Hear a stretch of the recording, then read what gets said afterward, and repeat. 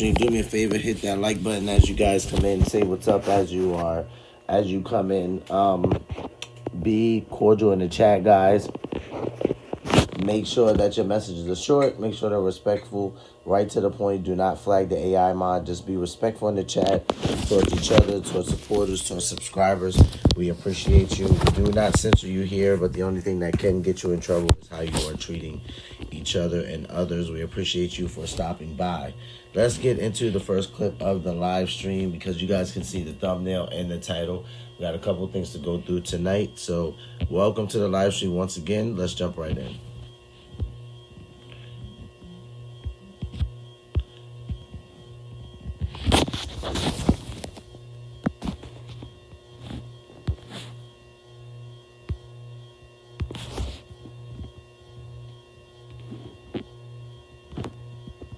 You don't have to love the system that we live in to stop. All right, shout out to the Dr. Phil podcast. They're the ones that covered this. We're probably not going to watch this clip in this entirety, but most of it. So we'll go through probably about 50% of the clip. So let's take a listen. Stop being crushed by it. I hate that capitalism creates a higher and end this mission. We're keeping President Trump's promise to American.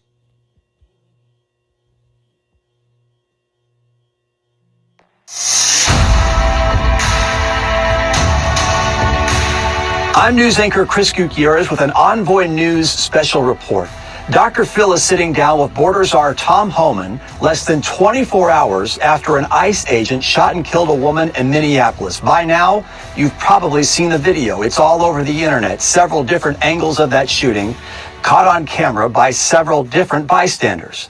Let's get to Dr. Phil now. Thank you, Chris. You're quite right. I am here with border czar Tom Homan. We have an interview planned, but we are going to talk about what has happened in Minneapolis. Mr. Homan, thank you so much for sitting down and talking to me. We've talked many times before, and certainly there's been a tragic circumstance occur in Minnesota. I'm sorry that this has taken place, but this is no surprise to you. No, I've been warning about this since before March. Because of all the hateful rhetoric, I said, if the hateful rhetoric doesn't decrease, we're going to see bloodshed.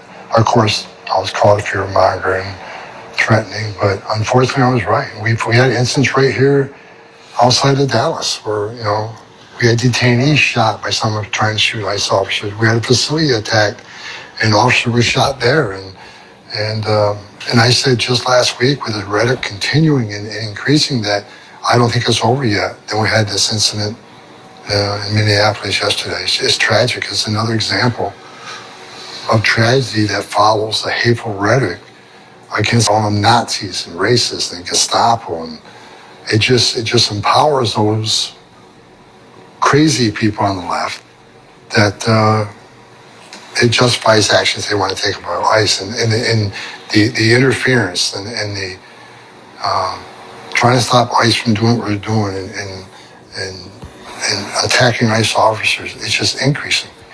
Attacks are up 1,300%, but threats are up, 8,000%.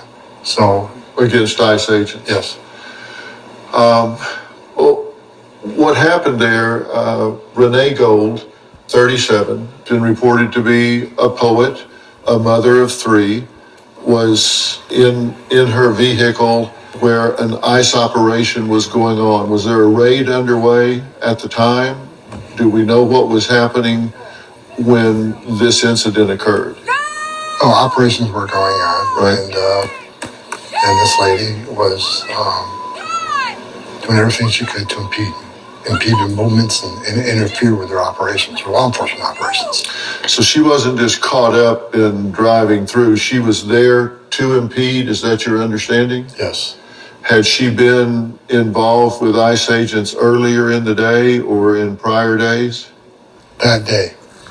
That day, she had.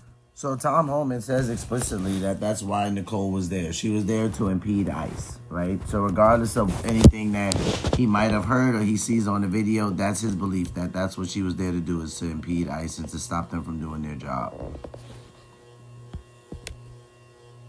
Been at a prior location? And this is information I've learned.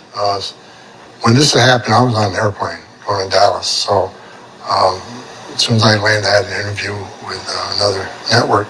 And so last night, me and my chief of staff spent the night gathering the facts from the White House, DHS, and watching numerous videos. So I can educate myself on the matter, looking at reports. So I come to learn a lot of things here in the last 24 hours. right, you put up a post. Your first post that you put up was this one. Can you share that with people? I put that post out yesterday, late afternoon. I said, the incident in Minneapolis today is yet a tragic example of the results of the hateful rhetoric and violent attacks against the men and women of ICE and BP, Border Patrol. These brave men and women are forced to conduct law enforcement operations in heightened threat environments every day. Like all Americans, our officers have a right to self-defense. Right. Do you believe this was a self-defense situation? Yes, absolutely. And why do you say that? Look, I looked at numerous videos, and look, I'm a trained law enforcement officer. I carried a badge and gun start in 1984. I was a Border Patrol agent. I was an ICE agent for decades. I know their training. I know what the law requires. I truly believe that this officer had a split-second decision. He obviously thought his life was in danger, which authorized him to use lethal force. If you look at it, he obviously thought his life was in danger, which authorized him to use lethal force. Okay, so Tom Holman says it. He says he believes that the ICE agent thought his life was in danger, which at that point, that automatically authorizes him to use lethal force. And I've said that in the live stream before. I said, it's a good chance that fight or flight kicked in for the ICE agent, as well as the person who was fearful, and he felt like, I either have to shoot or I'm not going to make it. So, Tom Holman says, based on his observations, that he feels like it was a self-defense shot. If you look at the totality of the circumstances, he's in an unfriendly environment where law enforcement isn't responding to ICE calls for assistance. This officer was already attacked by a vehicle a few weeks earlier. He had no retreat. You're talking about a 6,000-pound SUV, and he's on foot. Vehicle coming at you, he felt his life was in danger. Life of other officers. So a couple of people have talked about this officer having an incident not too long ago before this incident. And I'm thinking to myself, if the incident he had prior to this one, where maybe he almost got ran over again, or someone was going to cause him bodily damage, I'm thinking to myself, then why is he already back on the job? Like, should he have not taken the leave of absence? Because now you're making it seem like, this is PTSD. The guy almost got hurt just like a couple months ago, and now this lady's trying to ram her car into him. I'm like, okay, so I'm guessing they're going to say, well, he passed all his psych evals, and, the doctor cleared him to go back to work, so he was good. Well, obviously, he wasn't. If the fact that he was almost going to get ran over not too long ago prior to this incident, and they're talking about it again, obviously he has some PTSD from that incident. Dangerous, and he used his authority to protect himself and others. As sad, as tragic as it is, the officer made a split-second decision, which I think he was justified in doing. And you say as tragic as it is, people respond to this like, hey, you have the authority, you use it, and you move on. I fear people characterize that as you don't care what happened to this woman or anything of the sort. I know you better than that. That's absolutely false. You care a lot about what happened. And I've said it many times. I said it yesterday after my first interview. That every night I go to bed, I pray for the safety and security of the men and women of law enforcement and the men and women that we are arresting. I don't want anybody to die. And I was asked yesterday to comment on the video, of course, a cherry-picked video. Again, not having any other information, just got off an airplane. And I simply don't want to get ahead of the FBI's investigation. I saw, and this is my belief, the officer acted correctly. But like I said, and will continue to say, let the investigation play out. for members of Congress to come out and say this is murder, and I've seen numerous members of Congress saying ICE murdered a U.S. citizen. Are you kidding me? We just talked about this rhetoric causing this hate, which causes the attacks, and they doubled down and calling this murder. Let the investigation play out. Take a breath. The FBI will be investigating, the local law enforcement investigating. There are a lot of videos. There are a lot of witnesses. There's probably body cam video. Let the investigation play out. Let's not get ahead of the FBI, and we'll get to the bottom of everything that happened. Well, I saw a brief clip of an interview you did with Tony DeCopel, and you took positions in there where you said let this play out, and you put up a second post. In that post, you said, this interview was taped earlier today before I had the opportunity to see all the footage and learn the details of the incident. I do not comment before I have the facts. As I repeatedly have said, the brave men and women of ICE are heroes. Like all Americans, our officers have a right to self-defense, full stop. This you put up after you had the opportunity to gather a lot more information, look at a lot more angles of video, and gather more data about what took place. And after that, this appears to you to be a self-defense situation. Yes. Authorized force. That's my opinion. That's your opinion. And based on 4 years law enforcement, yes. I think the officer. So in about the 8 minutes and 20 seconds we've been watching this now, Dr. Phil has asked Tom Homan, I've observed 3 different ways as to how he feels about the shooting, and Tom Homan answers each time that he feels like it was a self-defense shooting. Now, I'm not sure if you guys recognize that, but I've seen at least 3 to 4 times now where Dr. Phil has said, like, you believe this is a defense shooting. And he's changed the verbiage slightly, but he's asking the same question. In his mind, obviously feared for his life and made a decision to use lethal force, which he's authorized to do. Again, you look at the totality of circumstances, unfriendly environment, someone who impeding your efforts at the time, and again, 6,000-pound vehicle coming at you. He made a split-second decision. I think any reasonable person in his position would make the same decision. But you got a lot of people out there saying he made a wrong decision. You don't know all the circumstances. That's what I tried to explain yesterday in one interview. We don't know everything. I certainly don't know everything. And, and until I gather more facts, just getting off an airplane, I need to gather more facts to develop an opinion. So I'm real careful. Like I said, until we get all the facts, I'm just going out there and make a decision that's going to, sway opinion either way. My concern right now is, and I talked to the officer involved, and he's, if everybody thinks he's sitting around feeling comfortable, he's not. You talked to him just minutes ago. Just as we were sitting down here, you stepped in another room and spoke with the officer. What did he say? How is he doing? He's concerned. I've seen today his face all over social media. He's been doxxed. People are threatening to kill him. So he's not good. He fears for him and his family. And again, let the investigation play out. Before you, say you want to execute this man, let the investigation play out. There's got to be, 100 videos out there. There's going to be witness testimony and body cam footage. So let the let's decrease the temperature here.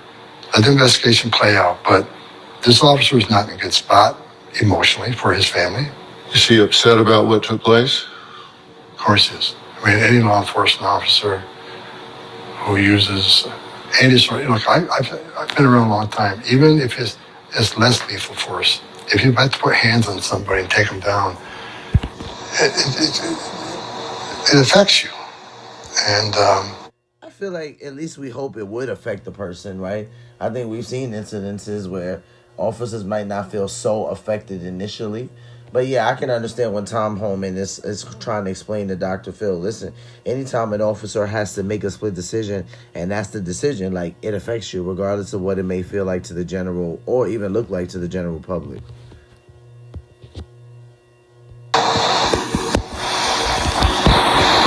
I've never used lethal force. Personally, I can only imagine. I've based on my 40 plus years, I've never met an officer who had to use lethal force that felt good about it. It's a terrible, terrible thing to go through.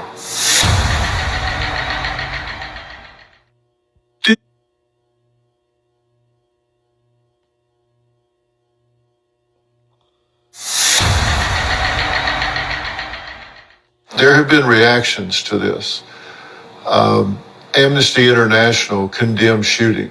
And this is a statement. Amnesty International has condemned the shooting. The Trump administration has taken the life of yet another person through the unnecessary use of lethal force, driven by its cruel, anti-immigrant agenda. And again, blatantly lied about the circumstances, the group said. Jumping ahead in the statement a little bit, I'll put the whole thing up. I'm not trying to edit. I'll put the whole thing up. This killing, as well as all ICE-related custodial deaths, must be thoroughly investigated and those responsible for abuses held accountable. More broadly, the attack on our communities by the Trump administration must stop now. What do you say to Amnesty International's statement? It's not a factual statement. It's just another statement. It's going to cause more hateful rhetoric. Again, wait for the investigation to play out. And to say ICE is attacking the community? Look, I said from day one, look at what ICE is doing. The last time I looked at the numbers, right around 70% of everybody ICE arresting is a criminal. Either a convicted criminal or pending criminal charges. I don't have the specifics of the incident yesterday. We know what operation they were conducting yesterday. I mean, they're arresting over 2,000 people a day, so I'm not aware of every incident. But let the investigation play out before you're the judge, jury, execution on anybody. And the bottom line is, I think ICE is out there doing a dangerous job. I'll say it again. Attacks on ICE officers are up over 1,300%. They've been shot at. They've had Molotov cocktails. They've had car rammings consistently. And, that is a dangerous weapon. You're talking about, multi-thousand-pound or, several-ton vehicle being weaponized. So these officers are under threat. That's why they wear a Kevlar vest. That's why they wear a gun. This is why they're wearing masks, to try to protect themselves and their families. The data shows it. The data shows not only they're arresting the right people, the data shows they're under severe threat. And when you're in a sanctuary city where law enforcement is not allowed to respond for calls for assistance, it makes it that much more dangerous. So our officers are being outnumbered. You can look at numerous videos where there's 6 or 7 ICE officers surrounded by 100 people that want to hurt them. And you and I talked about it earlier. We're at a point now where in many of these places, where is the respect for the badge? I became a police officer because my dad was a cop, my grandfather was a cop. Law enforcement was respected. There are places right now where no one respects that badge at all. And as we discussed, if you got a problem with the actions of law, if you think he's being unprofessional, like this incident, I see a lot of social media as well. They gave her verbal commands. She didn't follow the verbal commands. If you see ICE or Border Patrol or any law enforcement, you think they're acting unprofessional in their interactions with the public, there's a way to address that through the courts, through the department. But you can't be the Gestapo and take actions in your own hands. The respect for the badge has been lost in a lot of places, and if that continues, then you're looking at anarchy, right? You're looking at no accountability. Is every law enforcement officer in this country a good guy? Probably not. There are bad doctors, there are bad dentists, but there will be consequences. As I said yesterday in my first interview, if someone acts against policy or commits a crime, they will be held accountable. When I was the ICE director, one of the unfortunate things I had to do was fire people. And so they act outside of policy, they'll be disciplined. Some can lose their jobs. There's a way to deal with your perception of somebody not doing something right. House Democrats on the Homeland Security Committee have spoken out against this ICE-involved shooting. Quote, what American citizens should understand, Kristi Noem's secret police can kill you, then lie and call you a terrorist, the group posted on X. That's what they're doing now. This is a member of Congress, members, who used the term secret police, which means what? The Nazis, right? ICE is enforcing the laws they wrote. So if ICE is a secret police for enforcing the laws they wrote, what's that make them? They wrote the law. ICE isn't making this stuff up. They're enforcing laws enacted by Congress. They're appropriated funding to enforce those laws.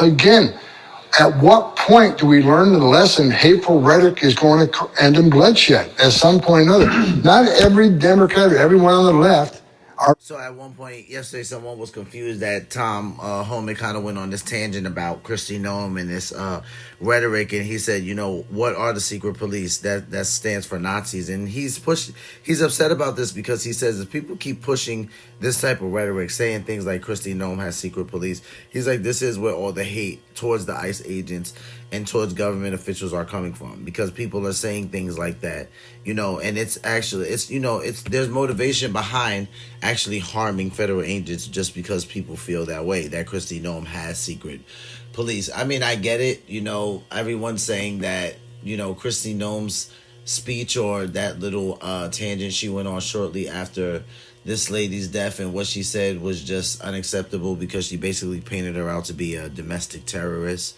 And yeah, I got a chance to watch it live. I could say that's pretty much the vibe it was giving off.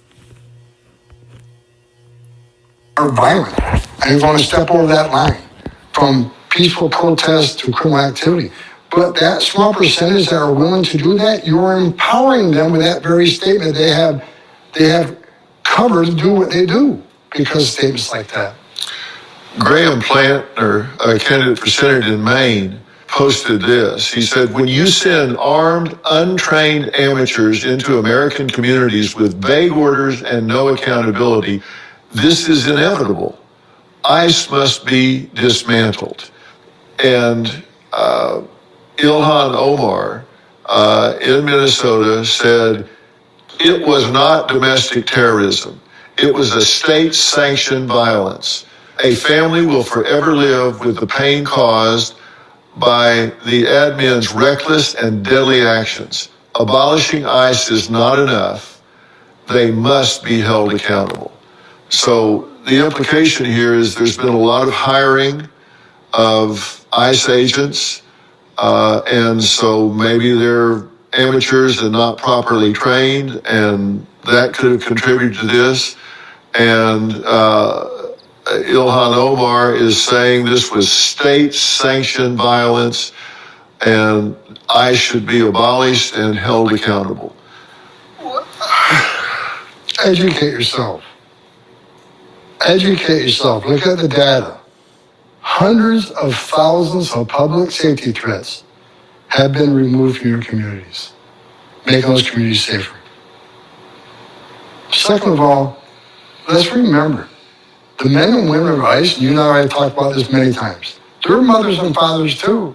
They don't hang their heart on a hook when they go to work every day. They're out there doing a dangerous job to protect these communities. Educate yourselves on what ICE is doing.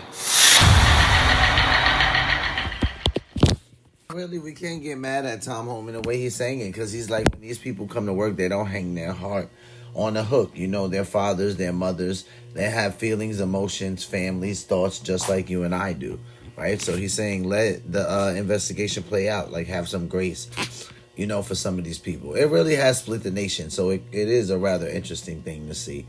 All right, let me go forward past this commercial.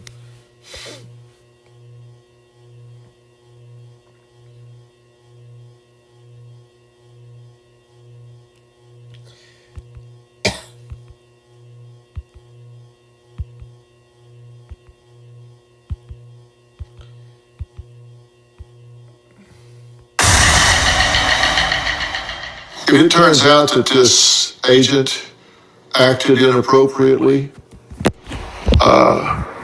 will you hold this agent to account?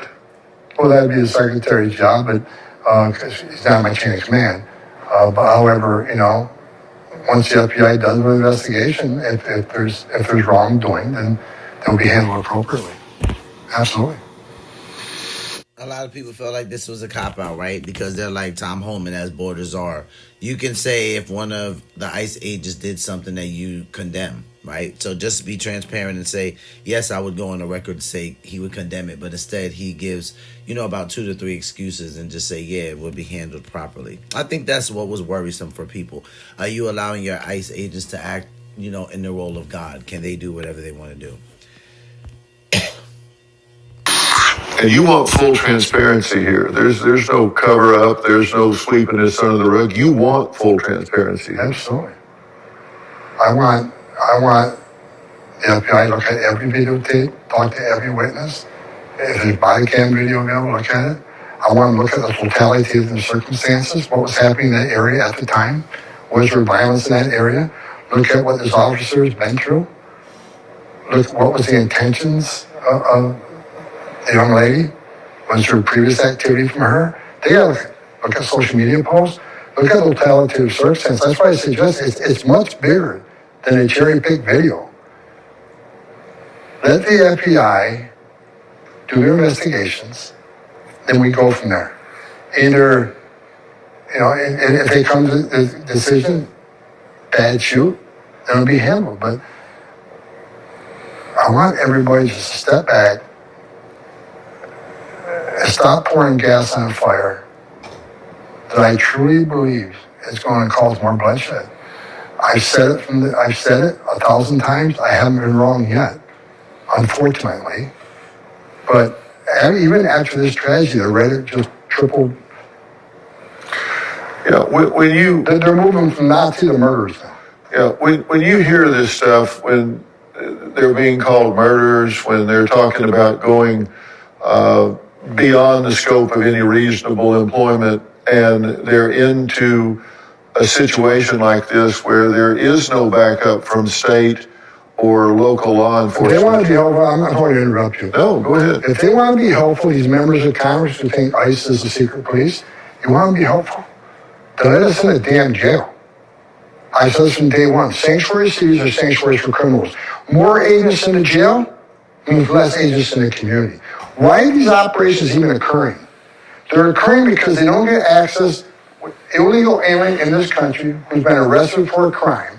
We can have access to them in the safety and security of a jail where the alien is safe, the officer is safe, and the community is safer.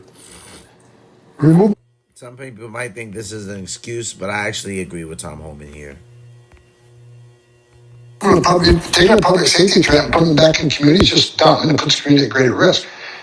You want to prevent this? Let us in the damn jail. Yeah.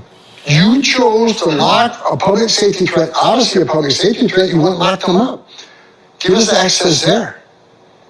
So you want to place blame? You want to place blame? The reason ICE is in the community because they can't get the guy in the safety and security of the jail. I've been fighting sanctuary cities forever. And sanctuary cities want to say, well, these politicians, we're a welcoming community. We're afraid that victims and witnesses of crime, if they're in the country legally, will fear coming or working with police to report these crimes out of fear we're working with ICE. That's just plain bullshit. Because victims and witnesses of crime don't want the bad guy back out there either. ICE aren't going to look for the victim witness. They want to talk to the guy that you locked in a jail cell. So you want to place some blame? I'll place some blame. Let us in the damn jail. Sanctuaries are sanctuaries for criminals, and more agents in the jail means less agents in the street. And knowing that that's the attitude that they're conducting their job in, you believe that goes to the state of mind of that agent in that moment? They know they're out there looking for dangerous people. They're out there looking for criminal, public safety threats, and national security threats. The data proves majority are exactly those people. They got a danger. I did that job. So you got a lot of politicians speaking from their political pulpit. I was a police officer. I was a border police. I wore the uniform. I was an ICE agent. I know what these men and women are going through. And not only that, it's a different world today. The world's a much more dangerous place now. We know under the last administration, criminals, gang members have come across that border by the millions. We got 2.1 million known gotaways. 2.1 million people that paid more to get away. Why? Why didn't they pay less to get a free airline ticket to the city of their choice, a free hotel room, 3 meals a day, free medical care, and get work authorization? Why did 2.1 million people say, no, I'm going to pay more not to get vetted, not to get fingerprinted? This world's a dangerous place. We went from 14 people on the terrorist watch list under Trump 45, total, 4 years, 14 people, to over 400. So like I said to my interview yesterday, this is a different world today. It's a much more dangerous world. And with sanctuary cities exploding across the country, our cities are more dangerous now. Yeah. President Trump made a promise to the American people to make this country safe again. He made a promise to enforce immigration law. He made a promise to prioritize the worst first, which we're doing. The data shows that. So this is a different world. The ICE agent's job, I think, is more dangerous than when I was out there in the street. The mayor of Minneapolis made a statement that was pretty clear. To ICE, get the f*** out of Minneapolis. We do not want you here. Your stated reason for being in this city is to create some kind of safety, and you are doing exactly the opposite. My wife said they don't care. She's like, ICE doesn't care that you don't want them there. But I said this on another live stream that Mayor Fry, his frustration makes sense because as the mayor, he's a lot closer to the everyday people, surely closer than the governor. So, you know, for him, he's boots on the ground. He's talking to people. He sees certain things. You know, so I think that's why we see such a volatile response from him. Some people are going to say, oh, he's radical left. You know, that's why. And I'm not going to completely dismiss that. I'm just saying, like, as the mayor, he's a lot closer to the everyday citizen. So, you know, he's frustrated. And I think that's what we see here in this press conference. We're doubling down. You know, we know what a dangerous place it is because of the lack of law enforcement immediate assistance in some occasions. I'm not saying everyone. Now we know the rhetoric is going on right now, especially after this incident where people are calling for the death of ICE agents. More agents will be sent there.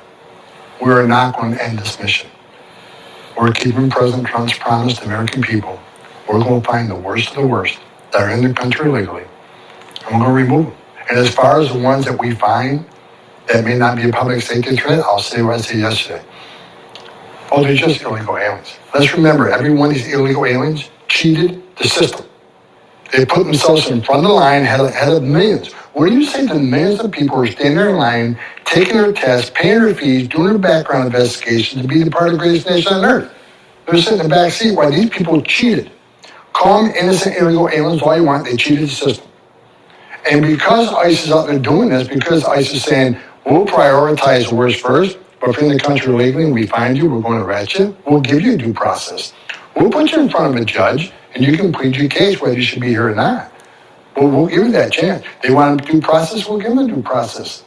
But the reason we have the most secure border in the history of the nation right now, which has decreased overdose deaths of fentanyl, decreased sex trafficking of women and children, decrease in no suspected terrorists coming across the border, decrease, the activity of gangs. The reason we have the most secure border in the history of the nation right now, because President Trump's leadership and the work of the men and women of the Border Patrol, and because of what ICE is doing right now.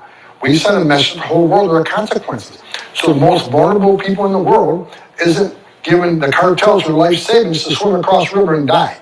Under President Biden, we had over 4,000 aliens die making that journey, historic record. Over 250,000 Americans died from drug overdose, historic record.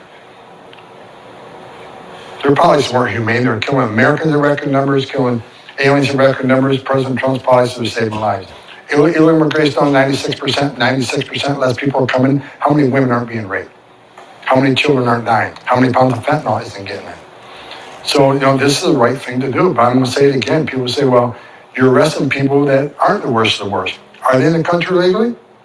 If they are, and we find them, they're going to be arrested, and we'll give them their day in court to plead their case. That's the message we're sending. And because of that, we have a safer country. And you're not leaving Minnesota? We're not leaving Minnesota. And I said the other night on one of the networks that I said for months, this should be no surprise to anybody. I said for months, with these new resources, we're going to flood the zone in sanctuary cities. Why? Not because of blue, not because of Democrat, because we know that's where a problem is. We know public safety threats are being released back into the public every day, and they won't give us access to the jail. So we're going to send our resources where the biggest public safety threats are. And where is that? In cities that won't work with ICE and release public safety threat, illegal aliens back in the community to reoffend. Look at anybody Google recidivism rates. Look at recidivism rates. Many of these people are going to commit another crime in the very near future. We want to stop that. Well, we'll stay in touch about what's going on in Minnesota and keep everybody abreast of it. But as you say, this has to play out and find out what the facts are. This has to play out, and I'm begging. Look, I'm begging. Tone down the rhetoric. In my career, I've buried border agents, I've buried ICE agents, and the saddest thing I've ever had to do is hand a foreign flag to a spouse or a child. I don't want to see anybody die. Anybody. The people we're looking for, even the worst of the worst. I don't want to see anybody die. So, for God's sake, let's tone the rhetoric down. Less blood. I don't want to see more bloodshed. I didn't want to see bloodshed from day one. But with the rhetoric now, comparing ICE to murderers and the chief secret police, I'm afraid this is not over. I'm afraid you're... Shout out to Tom Homan. He is, it seems like he's throwing a plea out there, like, please tone down the rhetoric. He's afraid that there's going to be more bloodshed, and he's very transparent about that. Shout out to Dr. Phil, man, for hosting this interview. You guys can go over to Dr. Phil podcast and see the last couple minutes of it, and also other interviews that he's held there. I mean, Dr. Phil, I think he's a fair interviewer for the most part. So you guys go check him out when you get a chance. Let's go ahead and go to the next clip. Give me a second, guys.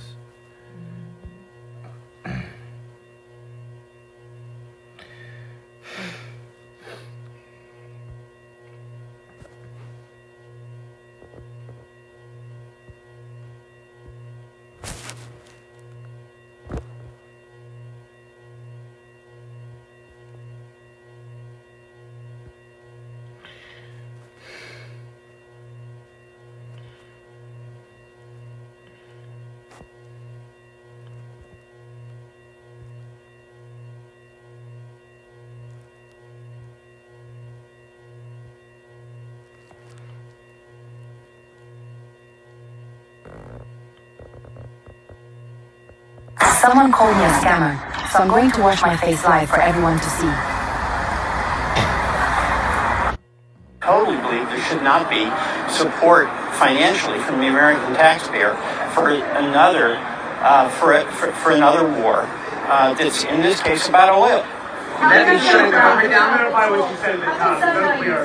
You're saying they're raising. All right, shout out to DRM News. We're going to see a couple people here chime in, so we'll see. I believe Chuck Schumer says something here. We see Marco Rubio at some point, and then I believe also Pete Hegseth chimes in. So let's take a listen. The specter of a military operation to acquire Greenland. Did that come up in there, and what are they planning on doing? We don't know, but I'm worried.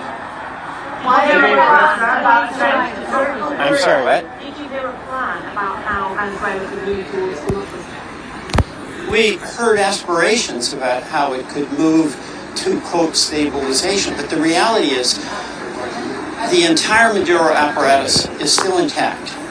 And we know every regime is, if about nothing else, it's about self-preservation. So the United States has a lot of leverage with the oil blockade, but does that mean it has control? So what you have here is a situation where everyone is in great admiration of the capacity of our military and how they did something that was extraordinarily dangerous and complicated. But there is no answer about what comes next. Maduroismo is totally intact, and there is not a developed plan about what's going to happen. Now, the final point I want to make is that everything we heard in there, the American people should be hearing. There's no justification that anything that was said there shouldn't be said in an open hearing where the American public has total access to this major decision that has been made where we're heading in. We are in another combat situation. Should Europe be worried about American intentions? Pardon me? Should Europe be worried about American intentions? Europe is worried about America's intentions. Thanks. Yeah, Tim and I made it clear that the public needs answers.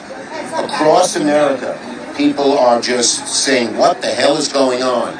We need answers as to how long this is going to last. We need answers to how many troops, how much money, are there guardrails, things we don't do. And a number of things that we had talked about were very troubling. There's a real, I am totally dissatisfied about their answers of going into other countries, totally dissatisfied of what they might be doing in Greenland, as well as in Colombia, Mexico, and other countries. And we're also totally dissatisfied about succession. They're relying to help them run Venezuela, help Trump run Venezuela, the most unreliable, corrupt people who hate America. So this is fraught with peril. The American people, the public, not just in a classified room, the American people need answers. Tim. And I'll just say this, and we've got the two cabinet secretaries here, and they heard what I said in that room.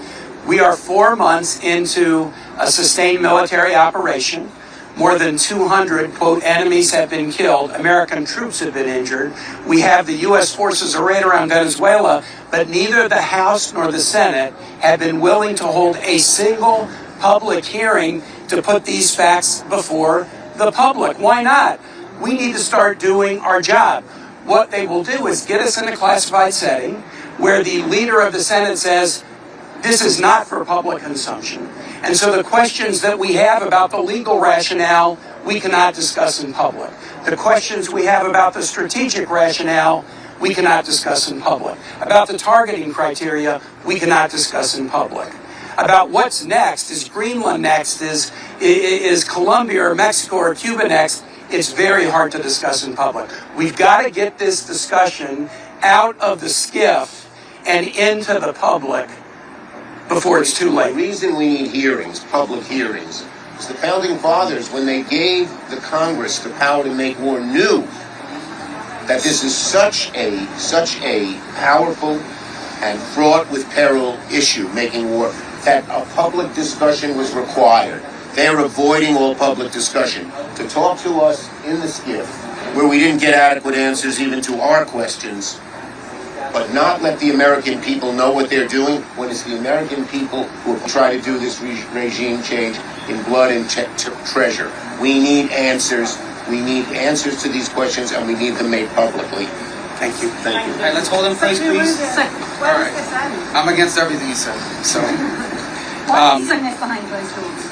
well, there's a lot of operational details that can't be discussed publicly, obviously, for obvious reasons. So, as we move forward, we'll describe our process, which is a threefold process in Venezuela. I've described it to them now. Step one is the stabilization of the country. We don't want it descending into chaos.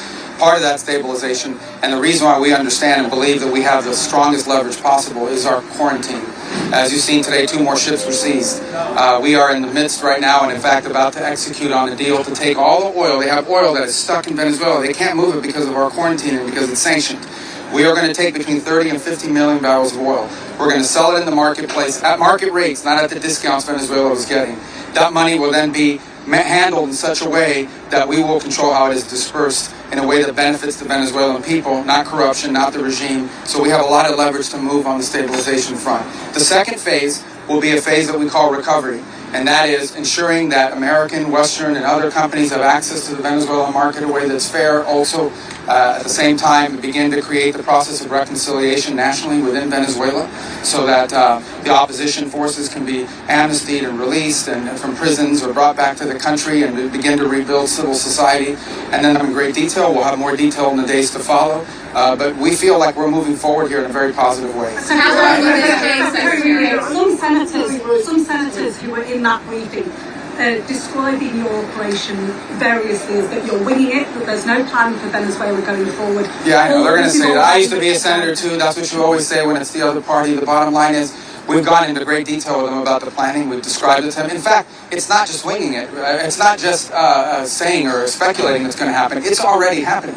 Like the oil arrangement that we've made with PDVSA on their sanctioned oil that they can't move. Understand, they are not generating any revenue from their oil right now. They can't move it unless we allow it to move because we have sanctions, because we're enforcing those sanctions. This is tremendous leverage. We are exercising it in a positive way. The president described it last night. Secretary Wright will have more to say on it today, who is involved in running this portfolio.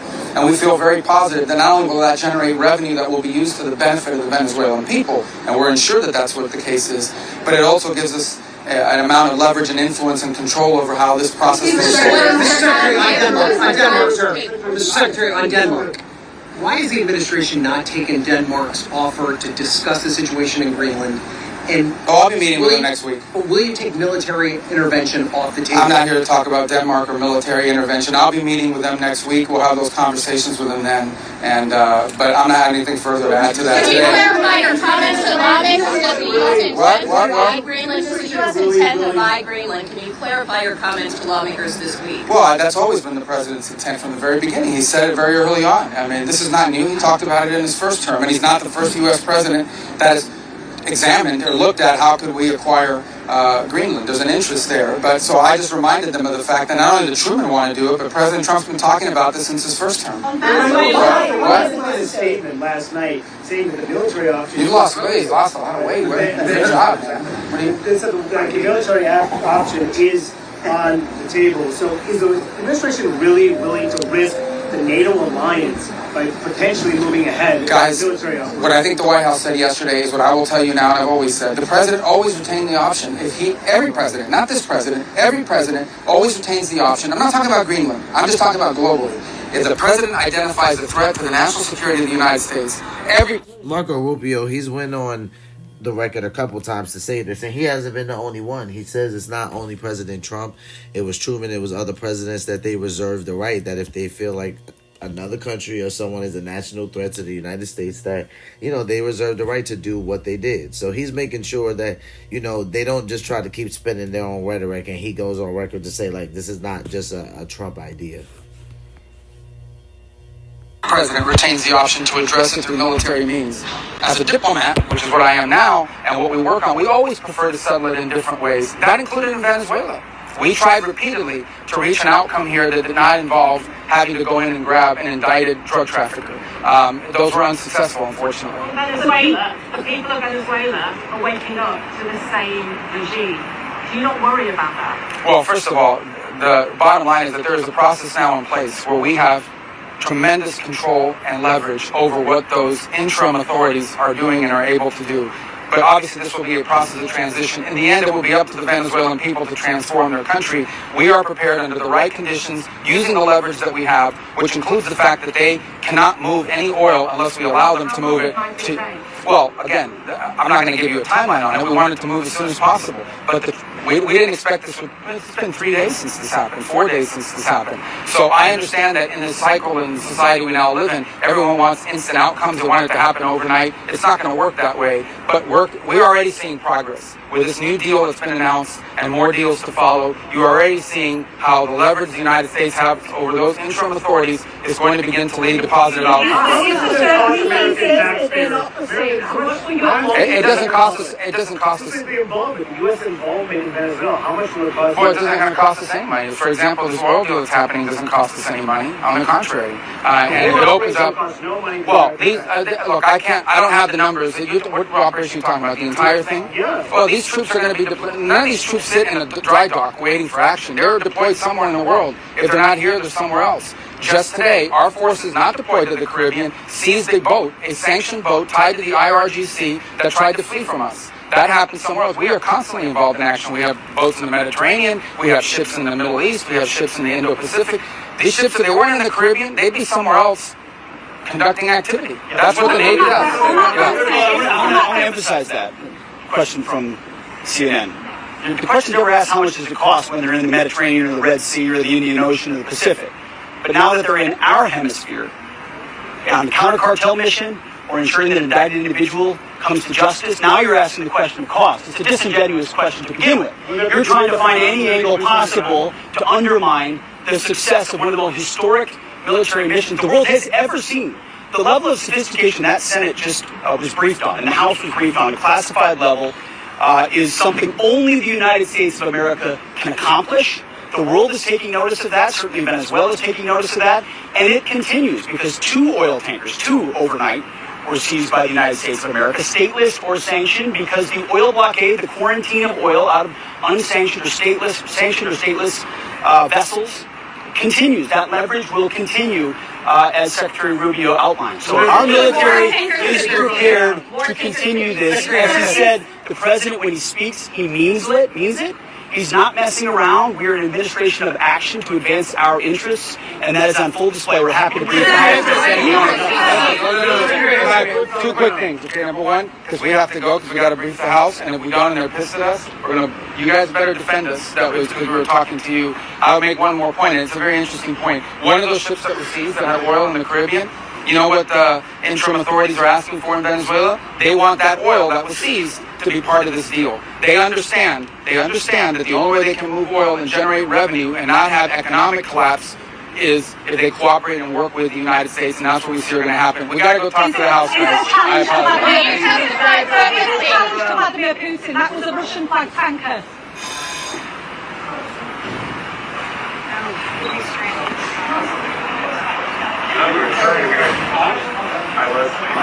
We both were, yeah.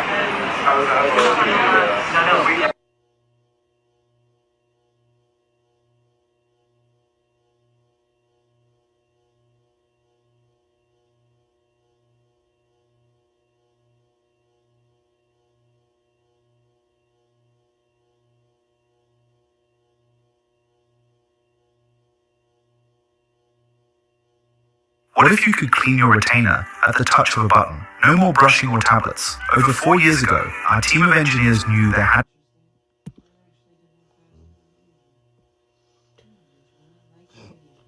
And look, for about 30 years, that made a lot of sense until the end of the post-Cold War era.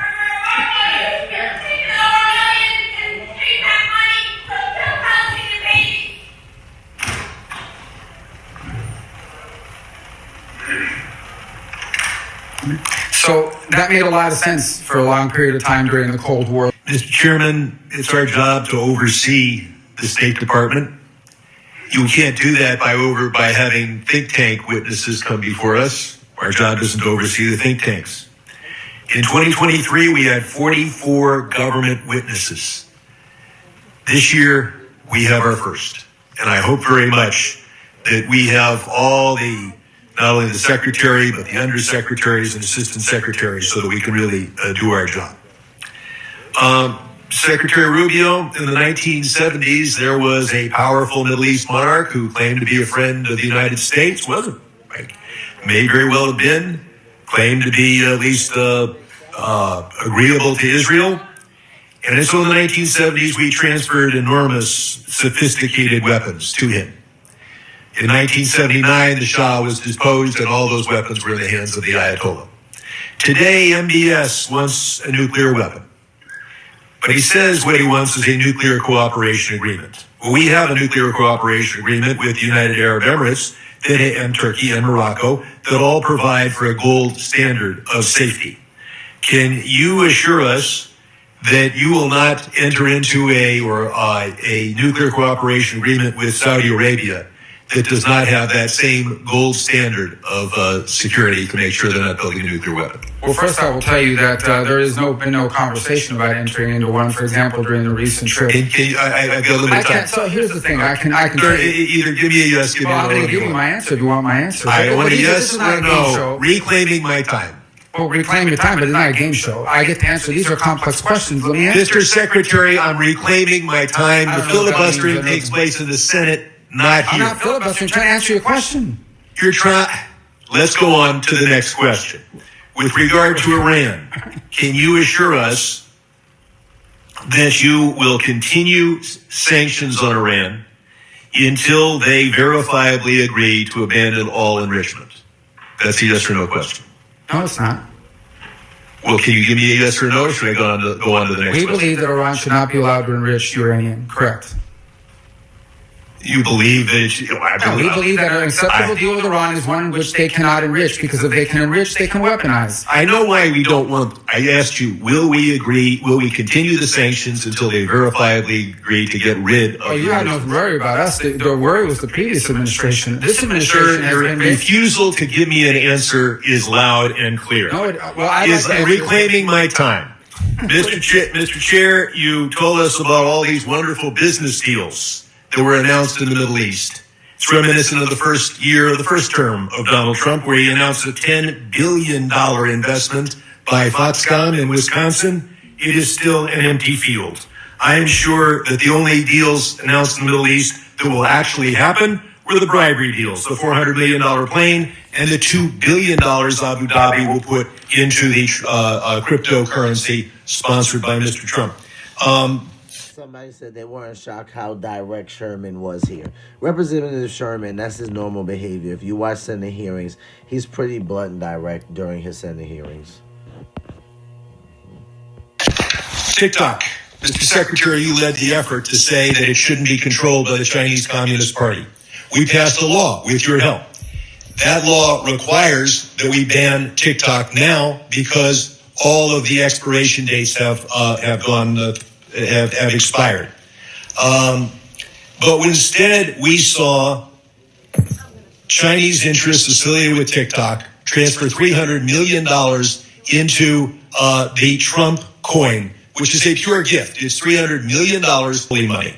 And so there's a word in Mandarin for this. It's called bribery. And it raises the question that I'll ask you to respond to for the record, and that is there any statute this administration will not violate for a $300 million Chinese bribe? We next focus on USAID. Musk gutted it. He said no one died as a result. Do you agree that no one has died yet as a result of the chainsawing of USAID? Their website is running a crazy deal right now. You can get 4 underarm sticks, 3 free underarm wipes, a free sweat-absorbing face lotion, yes, the one that went viral on TikTok, plus a premium mystery gift and free shipping. Yes or no? I'm sorry, the question is, has anyone what? Has anyone in the world died because of what Elon Musk did? Listen, yes or no, reclaiming my time. If you won't answer, that's a loud answer. No one has died because of USAID. The people who have died as a result of cutting off the oxygen of a woman in Burma and denying HIV/AIDS treatment to those in Africa. They are dead now at the hands of Elon Musk and his co-conspirators. Chair now recognizes Representative Wilson from South Carolina. Secretary, in 1944, my uncle, James Arthur Keating, was serving in France, and as soldiers, his fellow soldiers were dying around him, he wrote a letter back in combat, back home, about the cost of human sacrifice and whether it was worthwhile to defend a piece of mud on the earth. Only a week after that letter, he answered that question while carrying lead in himself, as one of the people in his command was exposed and injured. He was wounded himself carrying lead and crawled out there, brought him back to safety, saved his life, and as he was going for another person, was machine gunned to death himself and killed in action. 400,000 other American families gave the same sacrifice, but the peace and prosperity that came forward in the world has never seen. It's a transatlantic alliance where our allies sacrificed their young men and women when America was attacked in 9/11, and economically, they were a $1.6 trillion trading partner with us with 16 million jobs on both sides of the continent. So my questions today are looking for clarity on where we stand with our allies and partners for more than 80 years, because they're expressing their doubts. They're expressing their doubts publicly. They've expressed it to me privately. So as the face of our country, as the lead foreign policy representative in the United States, I'm just looking for this clarity. So first, simply answer this question, if you will. Is Russia the aggressor in this Ukraine war? Yeah, Russia invaded Ukraine. So they are the aggressor in this war, correct? They invaded them, yes. Well, thank you, sir, because it's important to get this clarity. because President Donald Trump said it was Ukraine that started this war, and our allies have the right to know this. Secondly, the person we're negotiating with, Vladimir Putin, is he a war criminal? Well, I think you can look at instances that have happened there and certainly characterize them as war crimes, but our intent is to end the war. Is he a war criminal? We can't end the war without talking to Mr. Putin. It's pretty simple. Is he a war criminal? Well, that's this man we're negotiating with, Vladimir Putin. Is he a war criminal? That's not tough. I'm not trying to answer your question by telling you that we're trying to end the war. Go ahead. No, it's not a simple answer. You are equivocating, sir. Just answer the question. I'm answering your question, and the answer is that war crimes have been committed, no doubt. And who's responsible for that? There will be time and place for that accountability. But right now, the job is to end the war. So you won't answer the question. People are going to get reclaiming my time, sir. Let me go on. Because I don't understand this. Because you're sitting in front of us now as Secretary of State. It wasn't long ago that you were sitting as a senator with Secretary of State nominee Rex Tillerson at the time, in the exact same circumstances, only reversed, and you questioned him about Putin directing attacks against schools, markets, hospitals, playgrounds, and on top of this, in this instance, he's abducted 20,000 children, a clear war crime. So you were very clear then Vladimir Putin was a war criminal. Now you're unmaking him a war criminal, and you won't answer the question about the exact same circumstances that I'm reclaiming my time, sir. You're putting words in my mouth. And you know what you said to Secretary Tillerson at the end of his answer when he equivocated just as you are right now? I'm not equivocated. You said, sure sounds like it to me. Then I'll give you a second chance. Is Vladimir Putin a war criminal? I already told you, war crimes have been committed. No, you didn't tell me if he's a war criminal. Mr. Chairman, am I allowed to answer questions? I'm reclaiming my time, sir, and listen, I'm using your own words so you don't have to answer. Do you know what you said to then nominee Secretary of State Tillerson? You said you were very discouraged in his inability to accept that Putin was indeed a war criminal. Your words, we don't need any more. You're inconsistent. The third question I have, sir, is this. I answered your question. You just don't let me answer. You did not answer the question about Putin's you keep reclaiming your time. Ukraine. You asked me the question, then you reclaim your time. So how can I answer your question? Listen, let me go forward with this. 3 questions. And are you going to reclaim time on those two? I'm giving you a chance to answer. Give me a chance to ask the question. Here it is.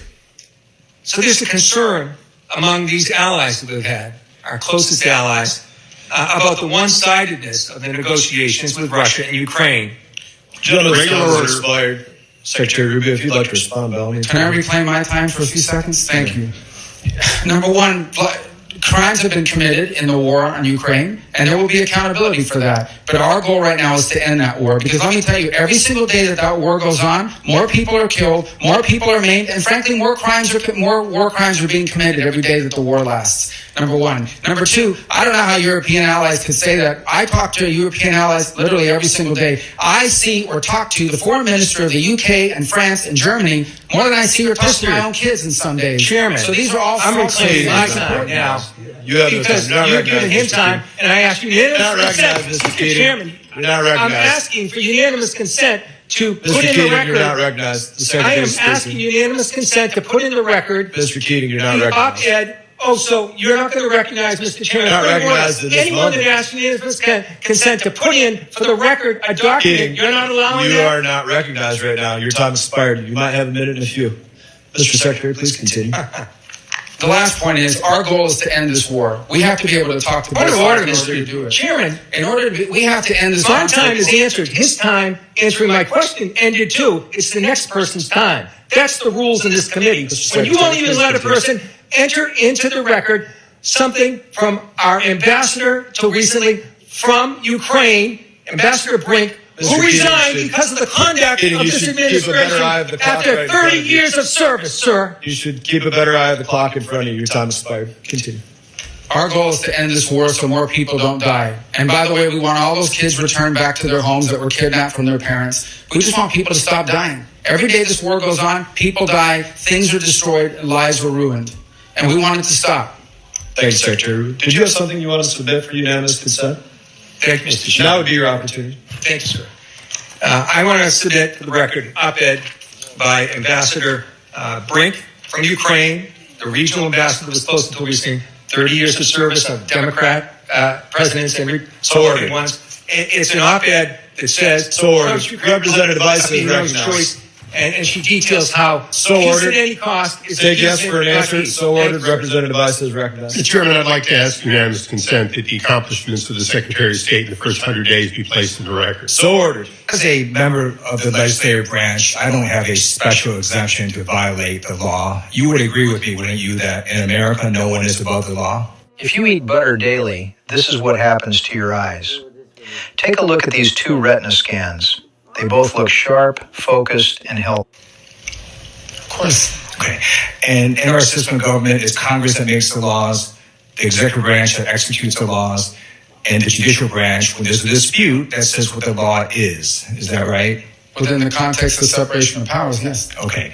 And the reason that due process is so fundamental to America is before we put the entire weight of the federal government and snatch someone off the street, we might want to ask, hey, do you have something to say about that? Might we have the wrong person? And in the case of Mr. Garcia, the Trump administration admitted in court that they mistakenly deported him to El Salvador. The Supreme Court in a 9-0 decision said the Trump administration has to facilitate getting him back. Do you believe the administration has to follow that Supreme Court order? Well, I don't believe he was wrongfully deported. He's an Salvadorian citizen. That's not my question. Do you believe the Trump administration has to follow the Supreme Court 9-0 unanimous decision?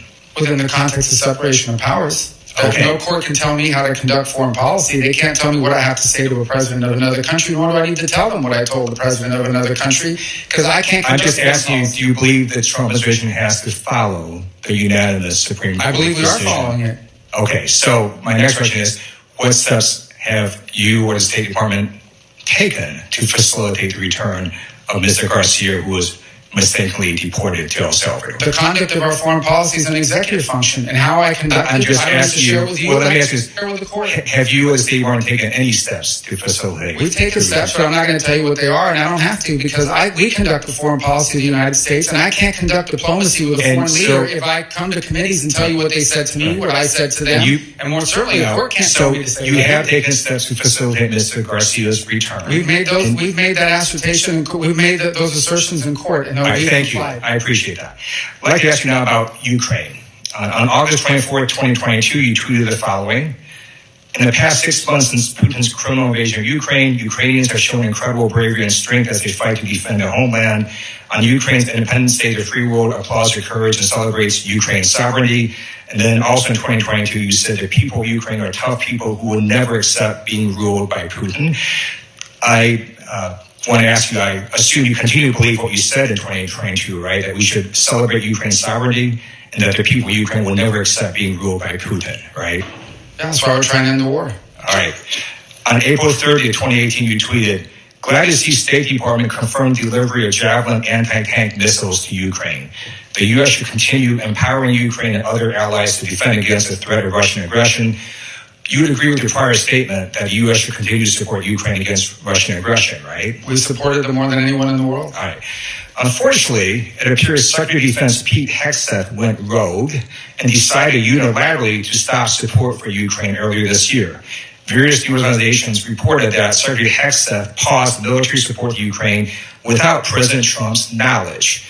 I'm going to read you from one article dated May 6, quote, Pete Hegseth canceled military aid flights to Ukraine just a week into Trump's second term without the president even knowing, according to Reuters. The order initially sparked mass confusion within the administration as national security officials in the White House, the Pentagon, and the State Department couldn't figure out who ordered the halt in flights. This is yet another example of the chaos and lack of cohesion that Hegseth has brought to the Pentagon from day one. Did Secretary Hegseth tell you before he ordered the halt in flights to Ukraine of military weapons? I can't comment on that because I don't remember that. I don't remember ever hearing that, to what you're claiming now. So your understanding is he never told you he was going to halt these flights? I just know we're providing them assistance now, but the war ultimately has to end. In 2016, he stated the following. From his repression of the Russian people and the assassination of his critics, to his dangerous invasion of Ukraine and occupation of Crimea, to to its threats against our NATO allies in Central and Eastern Europe, to the war crimes committed by Russian forces, Putin's Russia is a threat to global stability. You agree with your prior statement, right, that Putin's Russia is a threat to global stability? I would agree that in my role as Secretary of State, my job is to bring Russia to the table to end the war. And that's what we're trying to do right now. We're trying to end the war so that more people don't die. Thank you. And in trying to end the war, I simply note that Putin on Palm Sunday launched a barrage of missiles, killed a bunch of civilians. Right before his conversation with Trump recently, he launched a bunch of missiles, killed a bunch of civilians. So clearly, Putin is giving the middle finger to you and to the president. I urge you to defeat Putin on the battlefield. That's the only way to get him to the negotiating table. I yield back. On March 21st, 2025, the State Department approved the revocation of a student visa for Rumeysa Öztürk, a Turkish citizen who is a graduate student at Tufts University, apparently simply for writing an op-ed. According to an internal State Department memo, you took this action under your discretionary authority to revoke visas, and soon after you revoked her visa, armed and masked plainclothes officers snatched Ms. Öztürk off the street and transported her to a prison in Louisiana. Mr. Secretary, do you really think that Ms. Öztürk's op-ed results in a foreign policy consequence for the United States? I believe that case involves someone whose visa we never would have granted had we known ahead of time. I'm not asking you that question. I'm asking you if you think an op-ed, but that's exactly, in fact, what happened. The State Department wrote a memo concluding that you did not have sufficient grounds to revoke Ms. Öztürk's visa. There was no evidence showing that she'd engaged in any activities were a threat to national security. And in fact, in May, a federal court ordered Ms. Öztürk's release from detention, noting that the sole basis for the government's detention appeared to be the fact that she co-authored this opinion piece in the Tufts newspaper in March of 2024. Where in the Constitution does it say that the Secretary of State can override the First Amendment protections of free speech? Is there a footnote that I missed? There's no constitutional right to a student visa. But is there a constitutional right? Does it say somewhere that Marco Rubio gets to determine which speech is appropriate and revoke student visas based on what you think constitutes free speech? There's a statute that says the Secretary of State gets to determine whether someone is a threat. We deny visas every day all over the world. Do you think that the Immigration and Nationality Act trumps the Constitution of the United States, Mr. Secretary? Well, Congress can always change the law if you want, but I'm telling you, Mr. Secretary, let me be clear. I will continue to revoke the visas of these people that come to You said that, Mr. Secretary. Let me reclaim my time because you are talking about revoking student visas based on what somebody says, and that means that you are trumping the legal Supreme Court, the supreme law of the land, which is the Constitution of the United States. Why did the administration, Mr. Rubio, why did the administration need to use masked, armed, unidentified agents to whisk somebody off the street and deny her counsel for almost 24 hours after her arrest? You'll have to ask the agencies that did that work. I'm responsible for revoking the visas of these people that come to tear the country apart. Secretary Rubio, I'm talking about this particular case where you revoked the student visa of a Turkish citizen who was a graduate student who wrote an op-ed that you didn't like. And suddenly you allowed for masked men to whisk her off the street. And you have multiple jobs, apparently. You're the national security advisor as well. So don't tell me it's not your job. Who snatches her off the street? If these are legitimate, let me ask you about the national security consequences of people, masked men on the streets, snatching people off the streets. If these are legitimate law enforcement agents carrying out proper arrests, why are they hiding their identities? Because then radical crazies will try to hurt them. So you think that U.S. agents who have almost always gone without face coverings, even when they're arresting some of the country's most dangerous criminals, suddenly have so much to fear from a graduate student who wrote an op-ed that they need to be masked? Is that law student was a guest in the United States on a student visa. No one's entitled to a student visa. So you revoked her student visa based on an op-ed which trumps the supreme law of the land, which is the Constitution. Someone's coming up here to stir up problems on our campus. We're going to revoke their visa. She didn't do any of that. She wrote an op-ed. She wrote an op-ed, and I'm talking to you about her particular case. You reclaimed, reclaiming my time, you revoked her student visa Yes, because she proudly. wrote an op-ed. And Would we'll do you more. We're revoke, gonna do more. I have another question for you. Would you revoke the visa of someone in the United States who published claims that, quote, Jews are an untrustworthy and dangerous group? Yes or no? We will revoke the visa of anyone who's in this country as a guest. Are who's you here to going stir to trouble. revoke the visa of somebody who made And in the case, I'll look at it. I'm looking to get crazy people actually, out of our it's not country. just about revoking. Forward You to actually, revoking the visas Secretary of any Rubio, lunatics excuse you me, can identify. reclaiming my time. Can you explain to me why the Trump administration granted refugee status to Charles Kleinhaus, the white Afrikaner who tweeted that exact statement that I just said? There's the case. That's not a visa. You who granted that person That's to a enter the totally United different process. States. That's someone that applied here through a totally different process. Students, Secretary Rubio, visas are a privilege. Secretary we deny them all Rubio, the time. And we'll you revoke them. revoked a visa based on an op-ed, and then you allowed for Fiddler's time masked has men expired. to That's your snatch claim. somebody That's off accurate. That's the your claim. street. Your time has expired. That's your claim. That's not accurate. Recognize Ranking Member Meeks for a closing statement. This isn't your average slingshot. It's a mechanical, foldable slingshot shotgun that instantly turns you into a sharpshooter. It's as accurate as a rifle, with a 99.5% hit rate within 100 meters, and can even punch clean through a 1mm thick steel plate in an instant. But if I could simplify, the goal is this, and that is, all right, first, stop.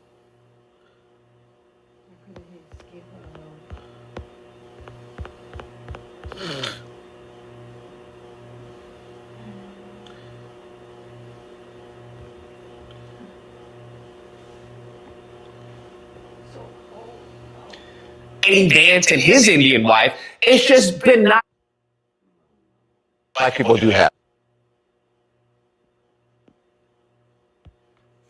All right, guys. So they're talking about Vivek coming off social media, right, as we head to midterms. But the news is not going to report why he's coming off social media the way another influencer or a commentator on YouTube would. So let's watch. The amazing Lucas, shout out to him. He covered why Vivek is kind of leaving social media. So we'll watch that first and then the news clip. Bruh. Oh my goodness. So y'all remember our favorite Indian, okay, one of the good ones, Vivek Rababui, or better known as Vivek Ramaswamy. Well, I just wanted to give an update on him because, you know, he's been cosplaying as an American, trying to tell people what American ideals are and everything. There's a different vision of American identity that's emergent in certain corridors of the online right. And it says that your identity as an American is based on your lineage. I think the idea of a heritage American is about as loony as anything the woke left has actually put up. Trying to tell white people what America is, trying to tell black people about the struggle. Y'all remember the interview he did with Don Lemon and everything? The part that I find insulting is when you say today black Americans don't have those rights after we have gone through civil rights revolution in this country. You are sitting here telling an African American about the rights and what you find insulting about the way I live, the skin I live in every day. Here's what you and I have the a different freedoms point that of black view. and white that black people don't have in this country, and that black people do have. Just he's been going on a tirade. And recently he's been running for Ohio governor. Ohio, all right. Okay, right. Vivek has come to a realization. That's what we'll say. Vivek, and I kid you not, Vivek has been bullied off of social media. Bruh. Bruh. Can you imagine a grown-ass man being bullied off of social media? As God is my witness. He said it himself, for lack of better words. He puts out a post talking about, I've deleted all my social media accounts, okay? Because, you know what, it's giving me, because he talks about how there's a whole bunch of slurs online. Because, you know, everyone's been attacking, you know, I'll say Indians, okay? That's what's been going on. Ever since the poop video that was done, ever since the poop video that was done, and, you know, you start having, what's his name, Kash Patel, and all these brown faces, just a little too many of them for the Republican Party. Just a little too many that they're starting to see. And now he's trying to run for governor of Ohio. No, that's not going to work. So they've been calling him, you know, a Jeet. They, you know, especially with J.D. Vance and his Indian wife, it's just been not a good look, okay? It seems that the white, ignorance of the Republican Party seem to have Indian fatigue right now to adopt their lexicon, which is nothing more than a bastardization of Black American lexicon. But, to speak to them, to communicate with them, they seem to have Indian fatigue.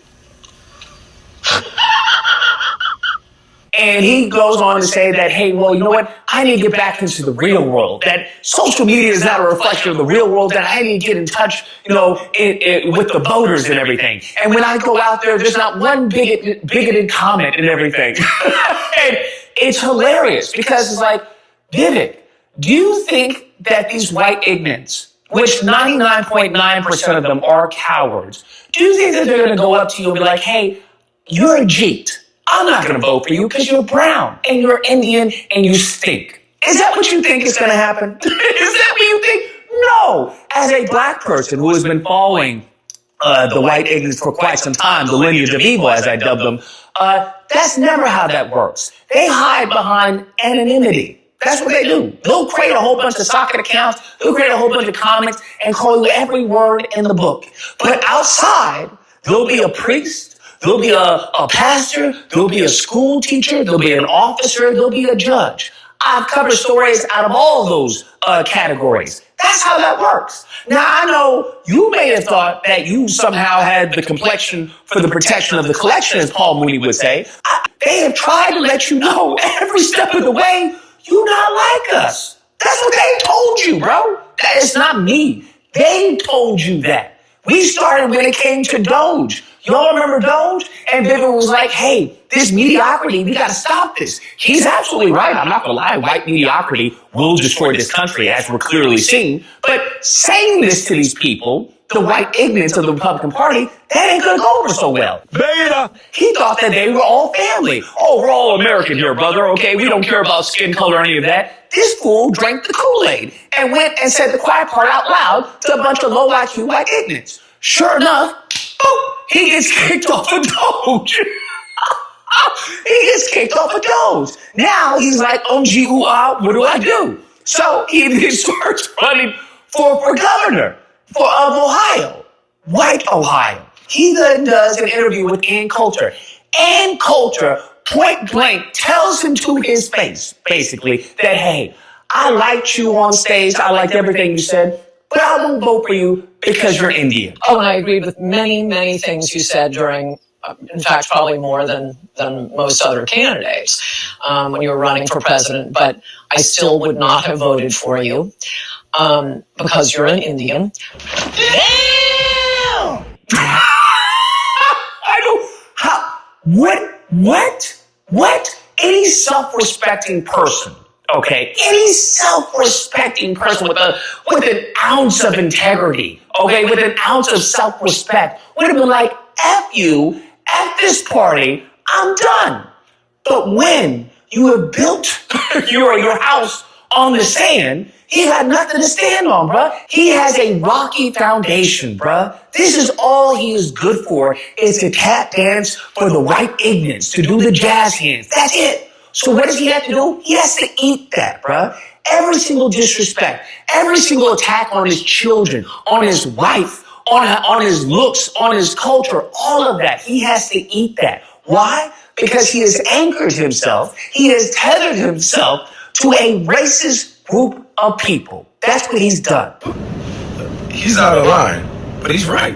So, if you want the votes of the racist person, you're going to have to tap dance and jig and jazz hands like they want you to do. But now you're starting to realize that they don't like you regardless of how much you tap dance. They don't like you regardless of how well and eloquent you are when you speak and la la la and this is what we're going on. That they don't like you. And the simple fact that they don't like you is because you brown. It's because you Indian. And that apparently is such a giant pill for him to swallow that he will do everything and anything to ignore it. Wake up, nigga. This is called cognitive dissonance, bruh. They have told you to your face. They have told you when it came to voting. They are now about to tell you again when it comes to the governorship. They have told you, hey, listen, You do interviews without shoes and socks, bruh. You have another a candidate who's making fun of him, talking about I mentioned a fork to Vivek, and Vivek didn't know what that was. There is a fork in the road. I told that to Vivek, and he said, "What's a fork?" But look.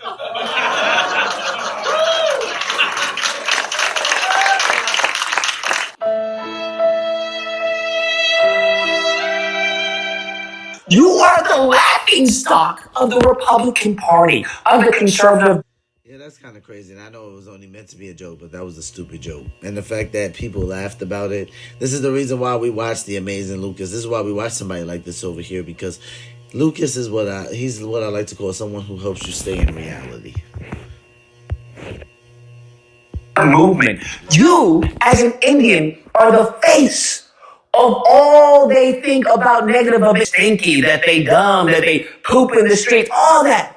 You are the face of that. Do you understand how, I don't know, how humiliating that must be? How do you sleep at night, bruh? Do you have any self-respect, or you really, I guess, sold it? Sold it for what? A few shekels? Damn, this is insane, bruh. And now you have been forced to leave social media because everyone's calling you a G. Everyone's calling you a whole bunch of racial slurs. Everyone's mocking you. Everyone's posting memes of Indian people. Everyone is harassing you and being racist towards you. But I forgot, racism doesn't exist, right? There's no such thing as racism. There's surely no such thing as systemic racism. Black people are fine. They're just lazy. That's why they can't do anything. Oh, do you want to update maybe the firmware? Freaking Indian Sambo 5000. Beep, boop, beep, bop, boop. What I would like to know, what I would genuinely like to know is, what's it going to take, Pimpin'? What's it going to take for you to wake up and smell the coffee, bro? Smell the roses. Smell the poop in the streets is what they would tell you. Damn. What is it going to take? Or are you just going to go down with the ship? Huh? That's wild to me. That's absolutely insane to me. That you have just taken all this harassment, all this abuse, and you are forced to have a smile on your face because you have no other options. All the tears, I know you cry at night, Vivek. I know you cry at night talking about, I don't poop in the streets. I eat my food with my hands, but I know how to use a fork. JD Vance's son is named Vivek. I know you do, Pimpin'. I know you do. It's okay. It's okay. Anyways, guys, that's the video. Let me know what you guys think. Actually, what's the negative here? I think it's all positive. I think it's great. You got bullied off of the internet for being proud. And you're trying to get the votes of the people who bullied you off the internet for being proud. Yeah, you can't fix stupid.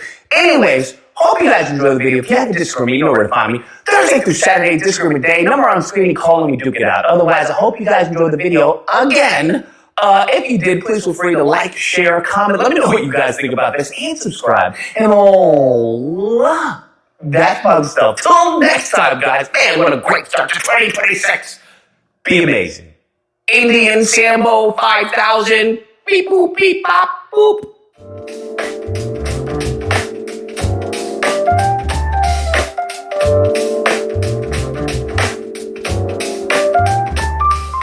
Do you have one? Will be electing a new governor, but as that race heats.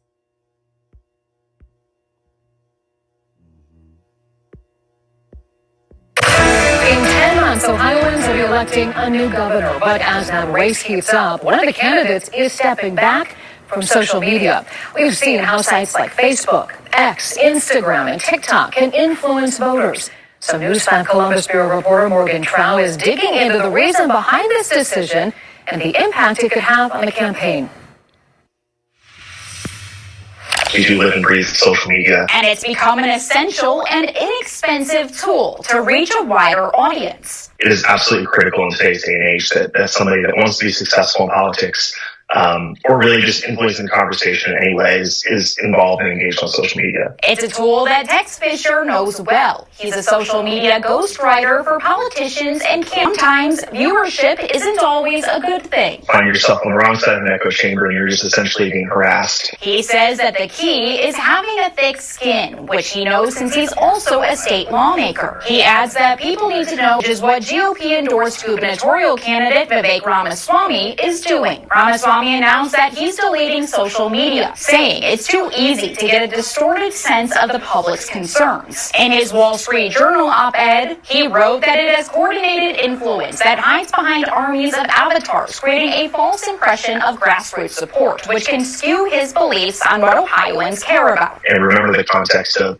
people might be really mad about something, they don't even live in Ohio. But in a December op-ed for the New York Times, Ramaswamy condemned the massive amount of racism he faces, saying, "My social media feeds are littered with hundreds of slurs, most from accounts that I don't recognize." And Democratic candidate Amy Acton has also faced a significant amount of anti-Semitic comments, both online and in person, back when she was the COVID-era health director. She frequently faced protesters outside her home, but she didn't regret being public.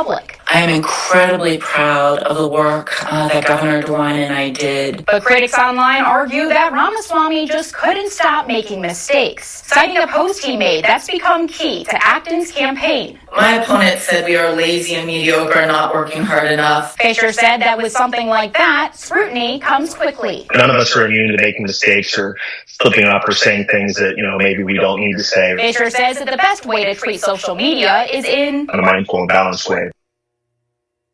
Ramaswamy says that his campaign will still be updating his accounts, just he won't be the one scrolling. How long this will last, only time will tell. Okay, so personally, he's taking a step back. I mean, Morgan, certainly we can't be seeing it this trending. We can't see a lot of politicians leaving social media. Katie, yes, this is actually super unique, especially for somebody who really built a lot of his following based on his online presence. That being said, I do know a lot of older lawmakers who aren't the biggest fans of social media or who don't check it often, but they've never announced that.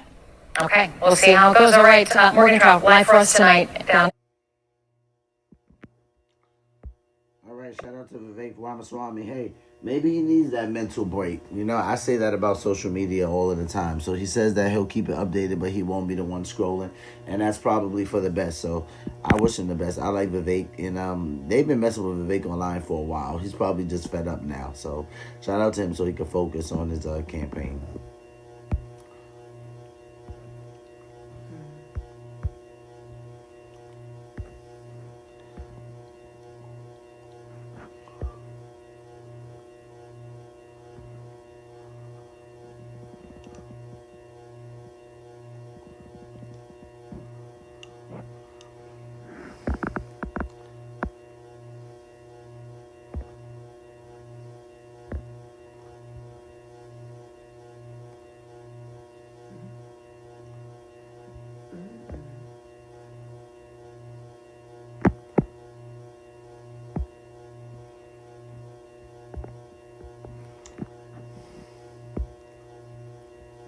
Emmanuel Macron, I love the French accent. Emmanuel.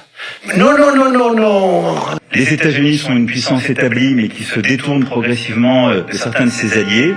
Europe. We have also signed agreements for the Indo-Pacific, a treaty that was signed in 2010 in India, and it brings together India, Indonesia, Australia, and other players who are unprecedented partners when it comes to defense, when it comes to security, to AI, in the field of economy, in the field of climate change, and the transition. These are solid partners. And our policies with these partners in the Asia-Pacific region is very important. These are players who said that they did not want to be the vassals of other players. So we need to respect sovereignty and do so by creating new alliances. If you look at the figures, they speak for themselves.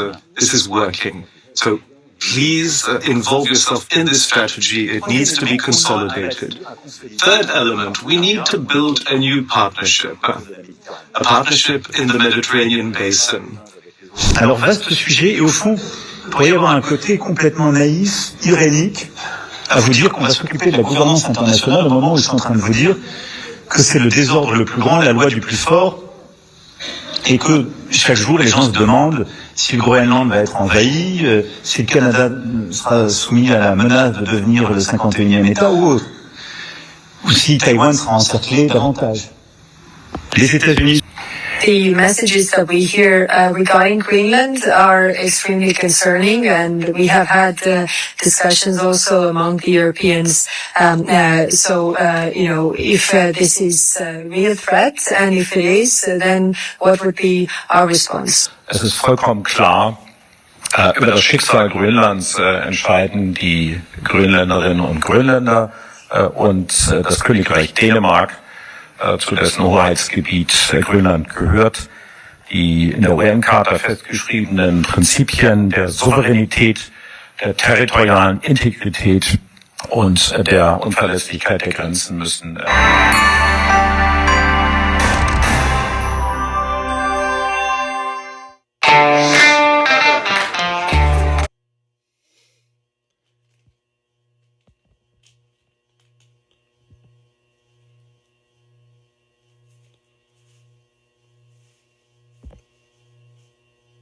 And policy question. How much money are you thinking of giving people in Greenland to get them on board with a possible U.S. I'm not talking about money for Greenland yet. I might talk about that. But right now, we are going to do something on Greenland, whether they like it or not, because if we don't do it, Russia or China will take over Greenland. And we're not going to have Russia or China as a neighbor. Okay?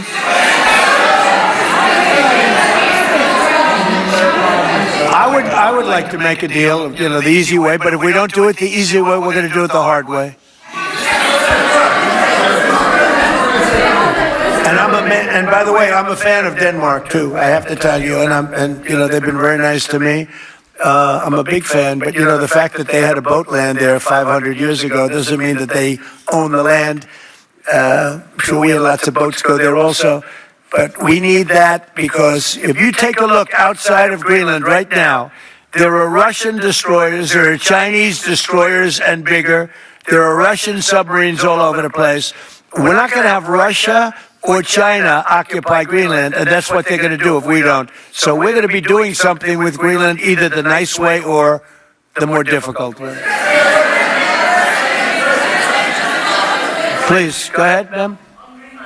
President, why is it so important to you to own it when you have a military presence there, which you could expand to affect security? Because when we own it, we defend it. You don't defend leases the same way. You have to own it. And with a nation, look at what happened with Obama, with that horrible deal they made with Iran. It was a short-term deal. It was like a 9-year deal. Countries can't make 9-year deals or even 100-year deals. Countries have to have ownership. And you defend ownership, you don't defend leases. And we'll have to defend Greenland. If we don't do it, China or Russia will. It's not going to happen. We are not going to have, and I like China, I like Russia, I love the people of China, I love the people of Russia. I get along very well with President Putin, but I'm very disappointed in him. I get along very well with President Xi. I'm going to go over to China in April, but I don't want them as a neighbor in Greenland. Not going to happen. And by the way, and NATO's got to understand that. I'm all for NATO. I saved NATO. If it weren't for me, you wouldn't have a NATO right now. But we're not going to allow Russia or China to occupy Greenland, and that's what's going to happen if we don't. To any competitors of my brands, I would say do not use AppLovin because I want the impressions. So, I mean, a lot of people took that response as he's definitely going for Greenland. They was like, based on the way he answered that and the way he was kind of vague, we can definitely, roll the dice and bet that he's going to go towards Greenland. He says he doesn't want Russia or China as a neighbor, and I personally don't blame him. So let's go, guys. Let's go to the next clip of the live stream.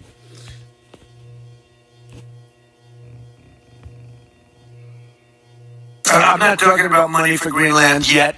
I might talk about that. But right now, we are going to do something on Greenland, whether they like it or not, because if we don't do it, Russia or China will take over Greenland, and we're not going to have Russia or China as a neighbor. Okay?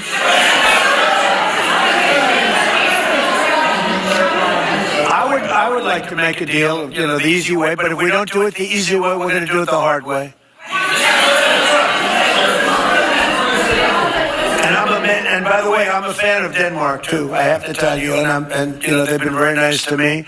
I'm a big fan, but the fact that they had a boat land there 500 years ago doesn't mean that they own the land. Sure, we had lots of boats go there also, but we need that because if you take a look outside of Greenland right now, there are Russian destroyers, there are Chinese destroyers and bigger, there are Russian submarines all over the place. We're not going to have Russia or China occupy Greenland, and that's what they're going to do if we don't. So we're going to be doing something with Greenland, either the nice way or the more difficult way.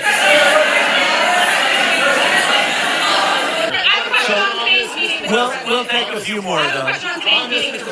Let me ask you more importantly, do you have any questions from the biggest? The American people. Thank you, sir. Thank you very much. Marco? Thank you, Mr. President. Everything President Trump does is with the American people in mind. It was not in the national interest or national security of the United States and of our people to have in our own hemisphere a country not just with vast energy reserves, but controlled by an indicted narco-trafficker who flooded our country with illegal immigration, including drug gang members, openly cooperated with drug gangs, and by the way, stole the wealth of that country to fund a repressive regime and also benefit adversaries such as Iran. All of that is now changing. Have you ever wondered if buying something small could truly keep Israel? The first phase, of course, is the phase we're in now, which is the stabilization phase. We do not want to see destabilization in the country. We're working very cooperatively with the interim authorities there to provide a market for the sale of the wealth of Venezuela in such a way that benefits the people, both of the United States, but also the people of Venezuela. And as a reminder, and finally, the third phase, which is the most important of the three, is when the country fully transitions into a normal country that we have strong economic and diplomatic and relations with, that is friendly towards the United States, that's not a foothold for our adversaries, that serves our interests, but also the interests of the people. It'll be a country that is wealthy, a country that is prosperous for the people, not for a handful of criminals, but also a country that is supportive of our interests in the region and throughout the world. And we thank you, Mr. President, and the team you've assembled that have brought us to this point. A lot of work remains, important work, but this is historic. Thank you very much. Doug? And in Venezuela, as you know, this was a playground for every bad actor in the world. We had Russians, Iran, terror groups, all of them profiting from this criminal organization that was pretending to run the country. That makes America safer. You secured the border, we're stopping the flow of drugs, and now with the normalization of relationships on an economic basis, it's going to mean tremendously for the prosperity of the American people. So I just want to say again, congratulations to you and to the entire leadership team. It's been an amazing, historic week on the scale of things that we haven't seen perhaps for 125 years in terms of the U.S. Exerting its influence over Latin America in a way that's going to make a change for generations. And now President Trump is taking the genius of a different way to try to solve a 25-year festering problem in Venezuela. And all the traditional things have not worked. But ordering both a tremendous military operation to remove the heads of a criminal organization masquerading as a government, and then to use the power of our military not to fire bullets, but to stop the flow of Venezuelan oil to the world, immediately gave us leverage over the interim authorities in Venezuela and has allowed us to be in this position today where the actions of this government can massively improve Venezuela for the better, and the bigger impact is to massively improve the quality of life, affordability, safety, and security of the United States. The first thank you, Mr. President, is to you. Thank you for convening this gathering. For more than a century, Chevron has been a part of Venezuela's past. We are certainly committed to its present, and we very much look forward as a proud American company to help it build a better future. And so, Mr. President, thank you for your leadership. A lot of people left, a lot of big companies left, many of the people sitting at this table left because of the safety risk and other risks. But you stuck it out. I give you credit for that. Sometimes it was hard. I remember 6 months ago I told you to stay, just stay. Things are going to happen. You'll be very happy. I didn't know they were going to happen this fast or this conclusively. One thing I think everyone has to know is that if we didn't do this, China or Russia would have done it. And if we didn't do this, China would have been there and Russia would have been there. Maybe they both would have been there together. But one thing I will tell them, and I will tell you, that we are open for business. China can buy all the oil they want from us there or in the United States. Russia can get all the oil they need from us. And they do like oil, even though they produce a lot of it. But China and Russia and everybody else is able to go, and we'll be open for business almost immediately. And the other thing people ask about the second wave, I don't think it's going to be necessary. We have an armada, a giant armada like nobody's ever seen in that part of the world. And it's stationed off the coast. And we are getting along so well with the people that are involved and representing Venezuela that I don't think we're going to have any, I don't think it's going to be necessary to do the second wave. We were planning on a second wave, but the first wave was so powerful and so good and so strong. ExxonMobil, if you would say a few words, and then followed by Conoco, great companies, massive companies. If you look at the legal and commercial constructs and frameworks in place today in Venezuela, today it's uninvestable. And so significant changes have to be made to those commercial frameworks, the legal system. There has to be durable investment protections, and there has to be a change to the hydrocarbon laws in the country. For us, we haven't been in the country for almost 20 years. We think it's absolutely critical in the short term that we get a technical team in place to assess the current state of the industry and the assets, to understand what would be involved to help the people of Venezuela get production back on the market. With the invitation of the Venezuelan government and with appropriate security guarantees, we are ready to put a team on the ground there. How long would it take you to get in there and get started? The first step is technical team. We, as I talked to Secretary Wright earlier this week, we started from the beginning to put the team together so that if and when it was needed, we could hit the ground almost immediately. So we can hit the ground within the next couple of weeks. To the people of Venezuela, again, which I think is quite remarkable, as we think about the other people that need to be in this room and in this discussion are the banks, and including probably the Exim Bank, as we think about how the debt needs to be restructured and the financing to deliver the billions of dollars that are required to restore their energy infrastructure. We need to be also thinking about even restructuring the entire Venezuelan energy system, including PDVSA. And I think if we can do that and think bold, there's an opportunity to be quick, fast, and restore the quality of what's happened in Venezuela, or what's been lost in Venezuela over the course of the last 25 years. Joining us now is former CIA officer Jason Hansen. You wanted to teach us how to... You have agitators, and we will always be protecting ICE. You providing security guarantees so that they can do their work safely in Venezuela. And separately, Mr. President, they will have those guarantees. And separately, Mr. President, I'm curious in terms of the future of Venezuela. Do you see Venezuela now led by Delcy Rodriguez as an ally of the U.S.? Is that the way that you view that country? Right now, they seem to be an ally, and I think it will continue to be an ally. And I will be meeting with... To fast forward that just so you guys can hear President Trump's response to that, because someone asked, like, right now, do you see President Garcia as an ally? That's who is in charge of Greenland currently since Maduro's capture, along with, consulting with Pete Hegseth and Marco Rubio. And he says right now, they're an ally. We look at her like an ally. So like I said, I don't think he's going to leave her in position very long, but I guess we'll see going from here. So far, everything seems to be working out. Not that they have much of a choice. Various representatives of Venezuela, probably pretty soon. We haven't set that up. But the relationship that we have with the people that are currently running Venezuela is very good. We also have a young lady that received the Nobel Peace Prize. She's going to come in and pay her regards to our country, really, to me. But, I'm a representative of the country, nothing else. And she's coming in sometime next week, I think Tuesday or Wednesday. And we'll see how that is. But if she gives you her Nobel Peace Prize, will that change your view about her running that country?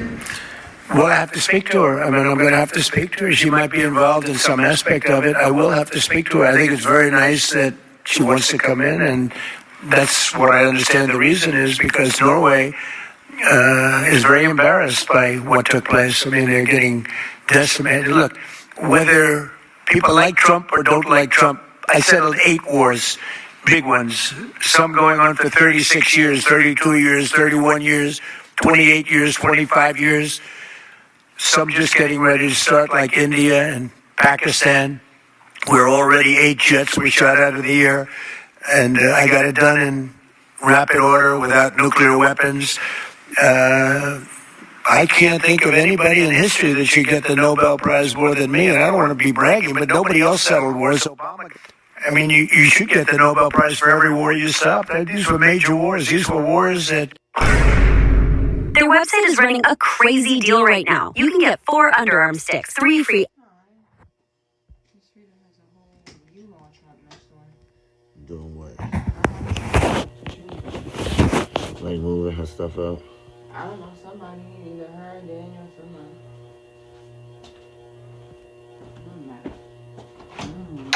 Thank you, Mr. Chairman. Thank you for holding this hearing so expeditiously. We all know this is an important issue, not just in terms of welfare fraud, but also immigration more broadly. So we appreciate it, and thank you for the witnesses for taking the time to come here. I want to start with you, Mr. Balu. Again, thank you for being here. I ask you, does large-scale Somali immigration make Minnesota stronger or weaker? Certainly stronger. Certainly stronger. Do you know what percentage of Somali-headed households in Minnesota are on food stamps? No.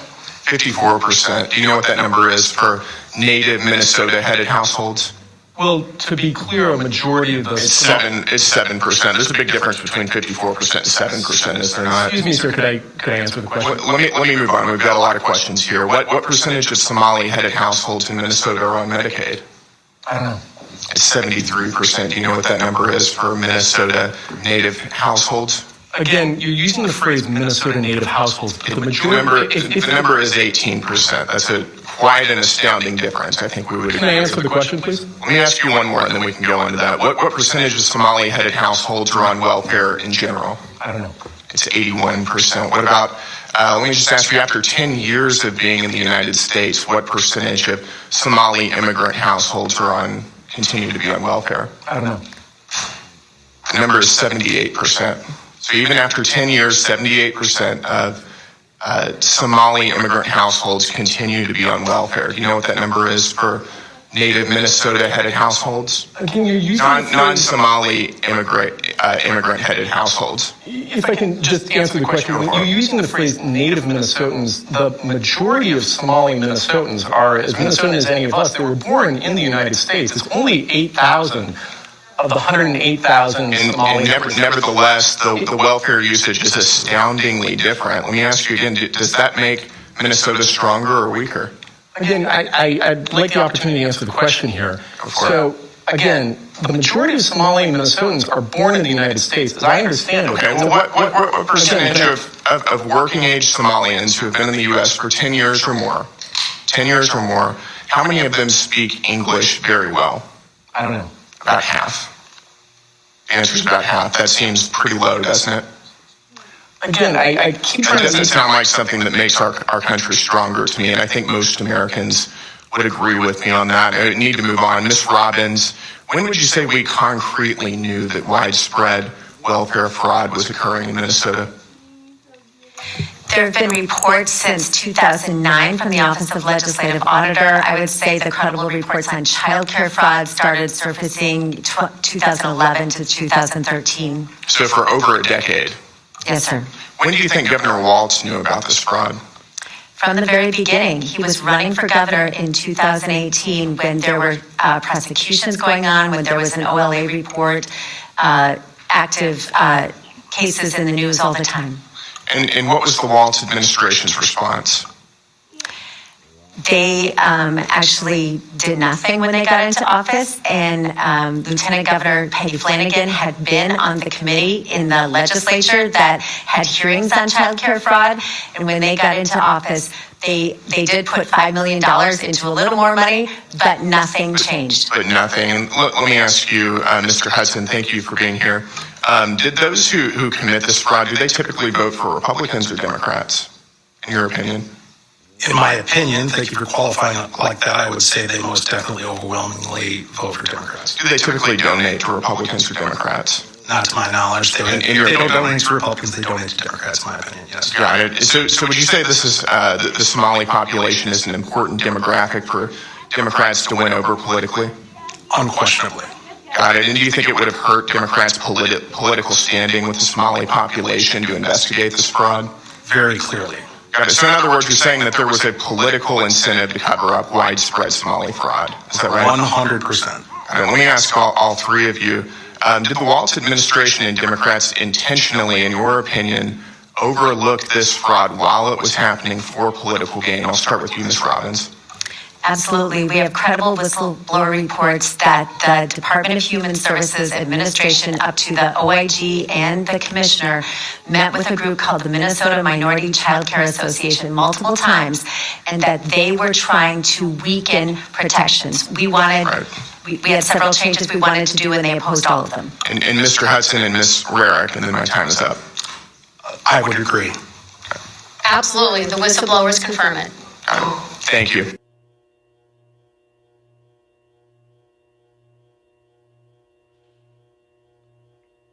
Ronnie, send in about it and it's over.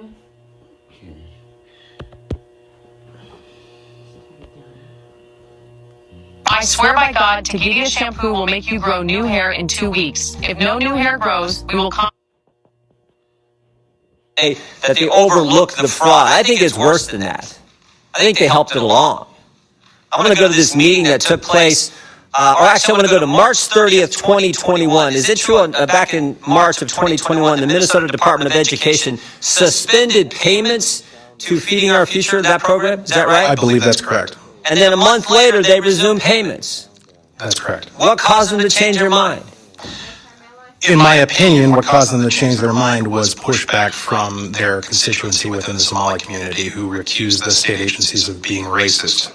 But what caused them to stop it in the first place? Was it whistleblowers coming forward? Was it like this something's not right here? What happened?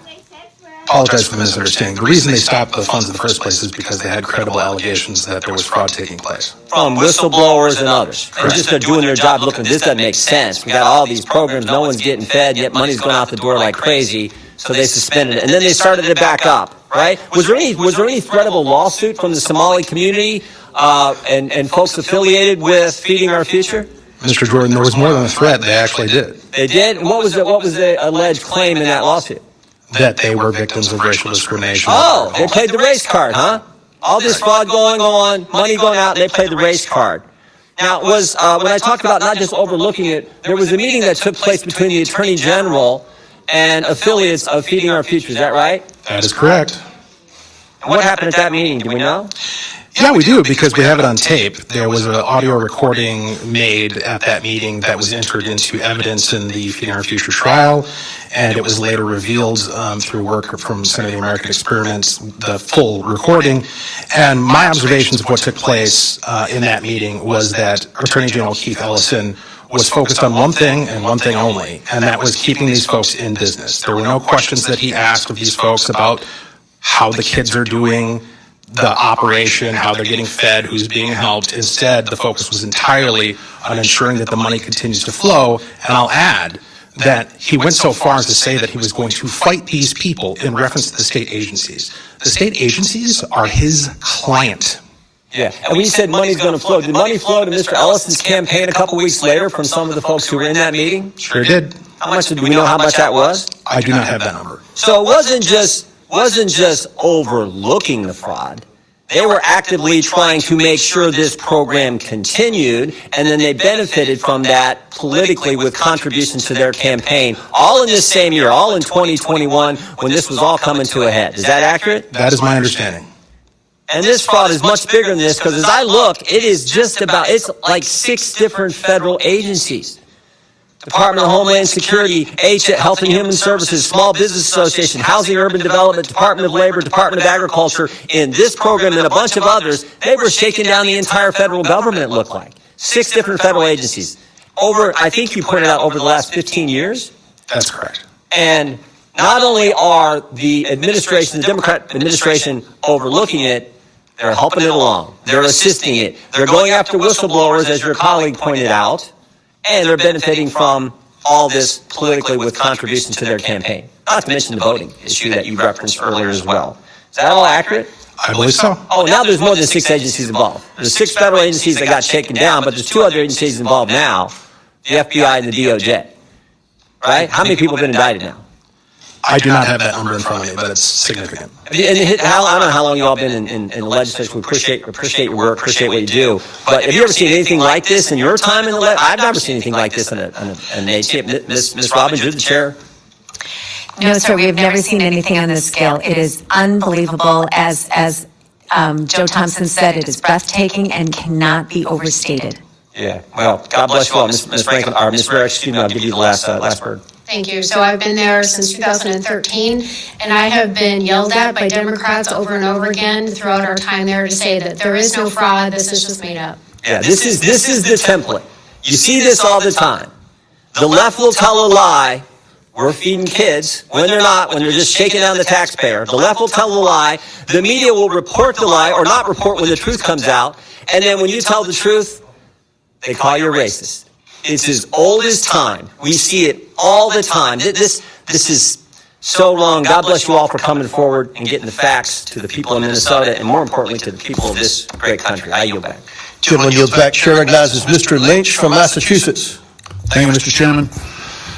I want to be clear that fraud is unacceptable at any level. However, I did have an opportunity to spend the day with a bunch of my kids in my district at my local Head Start Center in Quincy and the Wahlberg Center. And they actually are able to feed those kids breakfast, lunch, and a snack for $6 a day. And I just want to say from this committee, this investigative committee, if we're really looking for fraud, if we're truly looking for fraud, in addition to all the cases that Mr. Ballou listed, we don't need to go far. I can even suggest the address, 1600 Pennsylvania Ave. If we're looking for fraud in this country, that's a great place to start. That's a gold mine for looking for fraud. And I'll just give one example. You know, you don't have... If you feel like your brain craves pleasure just as much as it craves being a man of integrity, it's probably no coincidence that God put this in front of you right now. For the next 17 years of my life, what I did in the incognito tab made me feel like a hypocrite and a fraud as a husband, as a father, as a business owner, and a leader inside of our church. I felt trapped in this cycle of resisting temptation and then failing, resisting and failing over and over again. And the only thing that helped me break out of that cycle was a truth that I'm actually going to show you in Scripture that helped me realize that the P word wasn't even my real problem. See, this controlling urge that I fought almost daily for over 17 years was actually just a surface level symptom of a much deeper root issue. And the same may be true for you. It's probably no coincidence that God placed this in front of you today, and I want to let you know that the only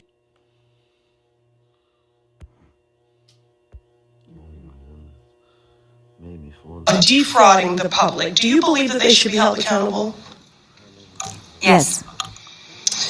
So if we're serious about fraud, then we also have to be serious about accountability. Ms. Robbins, do you mind just expounding, what does accountability look like to you?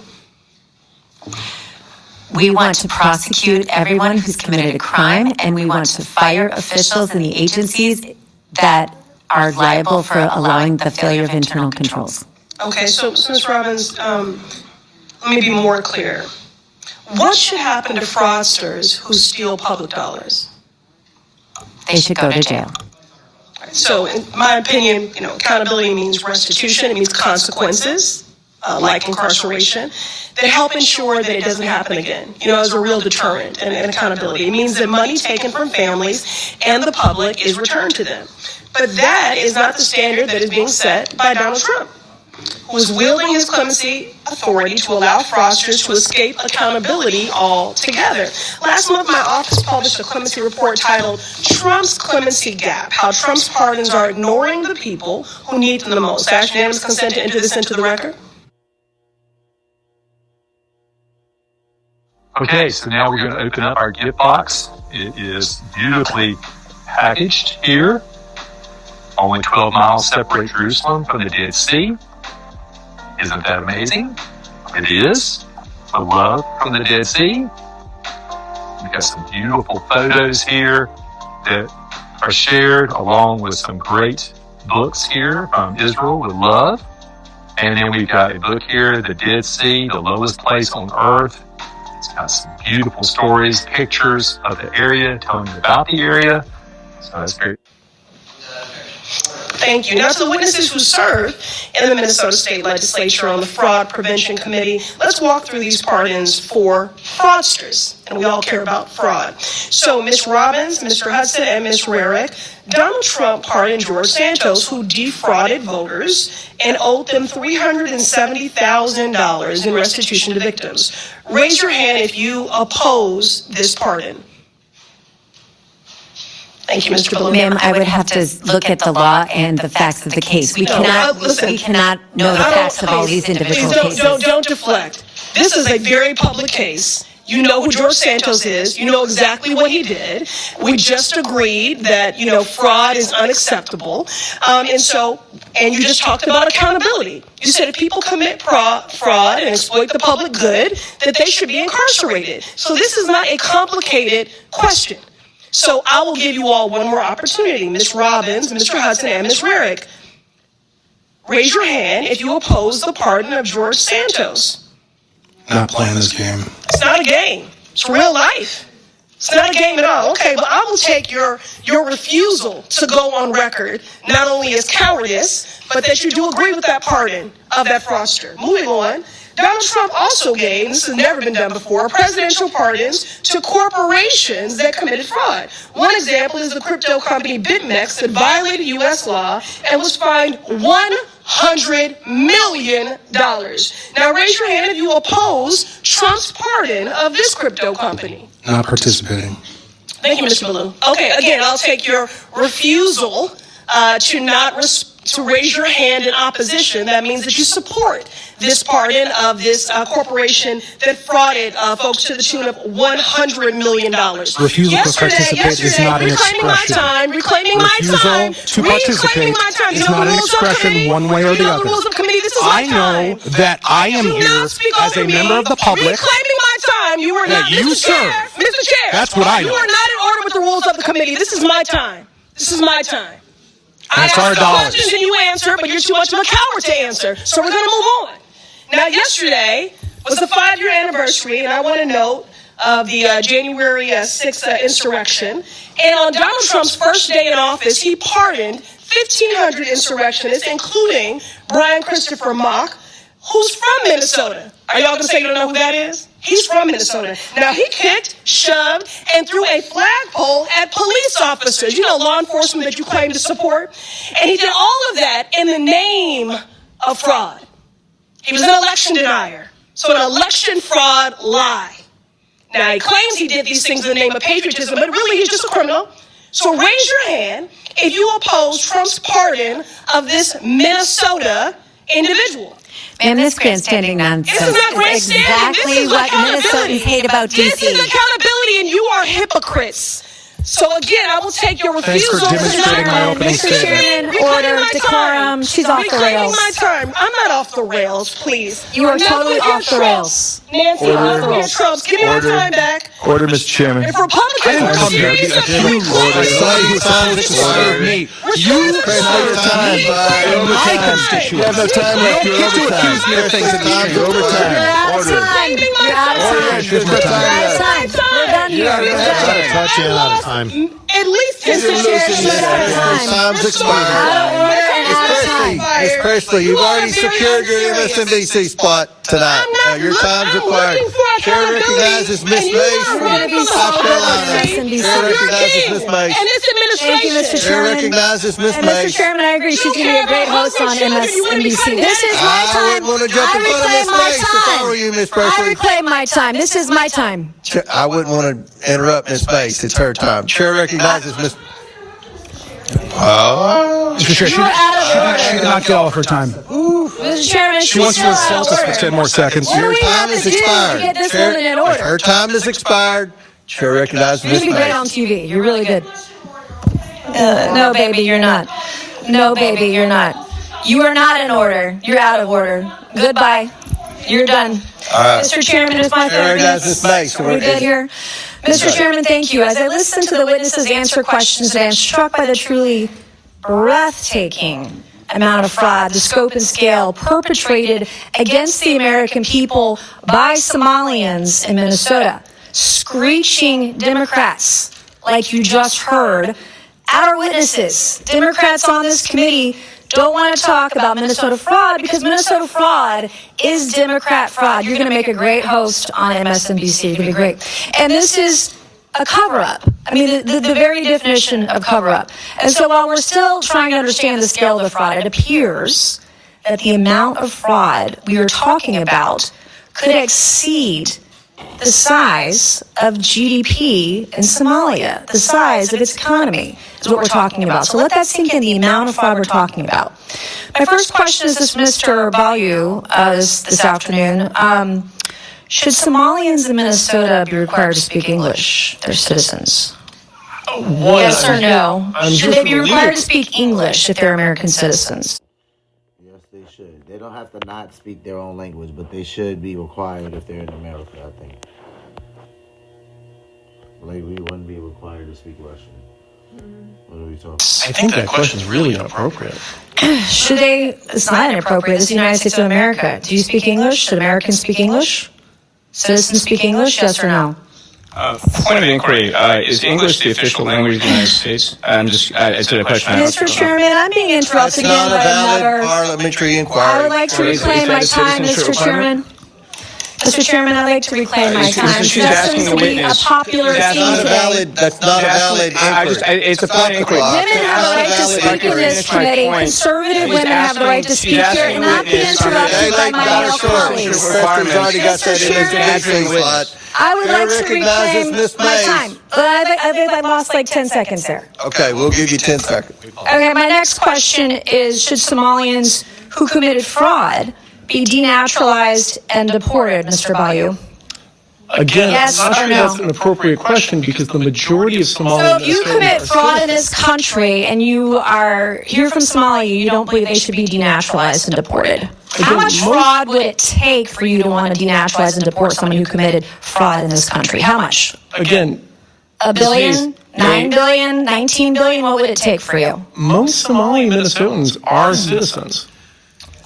Right, and the ones that committed fraud, the question was, if you understand English, should be those who committed fraud, should they be denaturalized and deported? The Somalians who are here, the ones that can't speak English. Yeah, so under U.S. law... Okay, my next question for you is, no, you can't because you're not answering the question. My next question is, this is yes or no. If you marry your brother and you commit immigration fraud, should you be denaturalized and deported? If you commit immigration fraud, yes or no? Again, that question seems really inappropriate, and if I can get Well, you back to can't the answer my question, so that's probably more inappropriate. Can you name one significant contribution to Minnesota from a Somali immigrant who can't speak English? Absolutely, yes, but again, this is... You didn't name one. All right, so my next questions are going to be for the Honorable Ms. Robbins. Good afternoon. Thank you all for being here today. I heard some discussion earlier about al-Shabaab. And the discovery that you believe some of this money that was defrauded the U.S. government went to al-Shabaab. Is that correct? Did I hear that right? Yes, it's been How proven. much money are we talking about? You know, we don't have an amount. So there's been specific cases where it's been charged where we have an amount, but then of the millions that go to Somali over the years in remittances, a portion of that we understand is taken as sort of a tax or corruption by al-Shabaab when it enters the country. Can you explain to us who al-Shabaab is? It's a terrorist organization in Somalia. And they're affiliated with Al-Qaeda, is that right? My understanding is they are. I'm on the DNI website where it tells me that since 2014, al-Shabaab has killed more U.S. citizens than any other al-Qaeda affiliate. And as of 2025, al-Shabaab, this group, is al-Qaeda's wealthiest component. Can you believe that? Yes. And that American tax dollars through Minnesota, through Governor Tim Walz, who shamefully had to resign from his re-election the other day. Thank you to the young YouTuber Nick Shirley.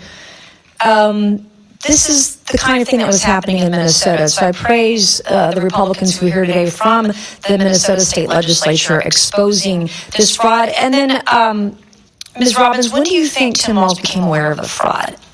I think he's been aware of it since the beginning. This was a huge issue in our state in the year he ran for governor, and the OLA reports came out, first identifying the child care fraud in March and April of 2019 when he was in the first months of his term. Was Keith Ellison in on it too, knowledgeable, the Catholic turned Muslim guy in Minnesota? Yes, they were all newly in office, and this was very public knowledge in Minnesota. What role do you think Tim Walz and Keith Ellison played, his administration, in delaying investigations into the fraud? So I've outlined several things where they stopped our ability to strengthen internal controls, and they also shut down the criminal investigations by the OIG and DHS. Thank you, Mr. Chairman. I yield back. I do have two articles, Mr. Chairman, that I would like to ask unanimous consent. This one on FoxNews.com, Minnesota fraud probe will expand to other states. And then on House.gov, legislators blast DHS for revelations that had contracts with feeding our future fraudsters. Without objection to order, Chair somebody else take recognition. Chair recognizes Ms. Ansari. Mr. Chair, I'd like to start with a UC request, an article from the Washington Post titled, "Trump Amplifies Conspiracy Theories on Killing a Minnesota Lawmaker." As we know, the president shared a video. Without objection to order. Thank you. So I want to start with this question for the lawmakers here from Minnesota. As you know, Donald Trump has been posting these conspiracy theories about the linking Governor Walz to the killing of your former speaker and insinuating that Governor Walz had something to do with it. Can you please raise your hand if you think this is an appropriate action by the President of the United States? Raise your hand, please. I'm not doing a raise your hand. I'm happy to comment on it. Sure, is it appropriate for the president to do that? So the person who murdered our colleague, Speaker Melissa Hortman, and her husband Mark, had in his vehicle evidence saying he thought Tim Walz was ordering him to do it. I know the facts will come out in the case, and we need to be respectful of the Hortman family, and we need to let this play out in the courts. That is unacceptable. It is inappropriate to the highest degree for the President of the United States to be sharing conspiracy theories that are obviously going to lead to violence directed at Governor Tim Walz. Now, moving on to the issue here today, we all care deeply about combating waste, fraud, preventing corruption, and holding bad actors accountable. Unfortunately, this country has seen an unprecedented avalanche of such abuse in the past year, all stemming from the Trump administration, the most corrupt and the most wasteful administration in American history. It is truly amazing that the majority moves so quickly to hold basically an emergency. You've heard me talk about some of the serious challenges facing families today, but here's one you may not expect: title fraud. To help us understand how this scam works and how you can protect yourself, we're joined by Title Fraud Awareness Specialist Natalie Dominguez. Hi, Dr. Phil. Thanks for having me on today. It's a pleasure to be with you guys. Natalie, let me start with this. What exactly is title fraud and how does it work? Well, title fraud, aka title theft, or as the FBI called it in the late 2000s, house stealing, which is named appropriately, is where a criminal takes a one-page document. We're going to show you a little demonstration right here. Criminal takes a one-page document, goes and file it with the county recorder's office, and then they've got your ownership on record. And then they take your ownership and they can go take out loans against your home or even sell it behind your back. and most likely you're not going to find out about it until you've got foreclosure notices or even someone coming in and asking you to move out or vacate because they have purchased your property. And the scariest part about this for me is that with little to no authentication practices at most of these county recorder's offices, these documents can be filed, fake signatures, fake notary stamps. No one's checking it. Their job is to record, not to authenticate. And once it's on record, the homeowner has little to no recourse except for to hire a lawyer and then go take it to court to try to get it reversed. It's hard to believe this happens. When it does, how does it affect homeowners and their families? Oh, it's a financial and legal nightmare. I mean, put yourself in the position of a homeowner. If this happens to you and you're a victim of fraud, let's say you get a notice from a bank of an unpaid loan 6 months later and you don't actually think that it's fake and you throw it away. Let's say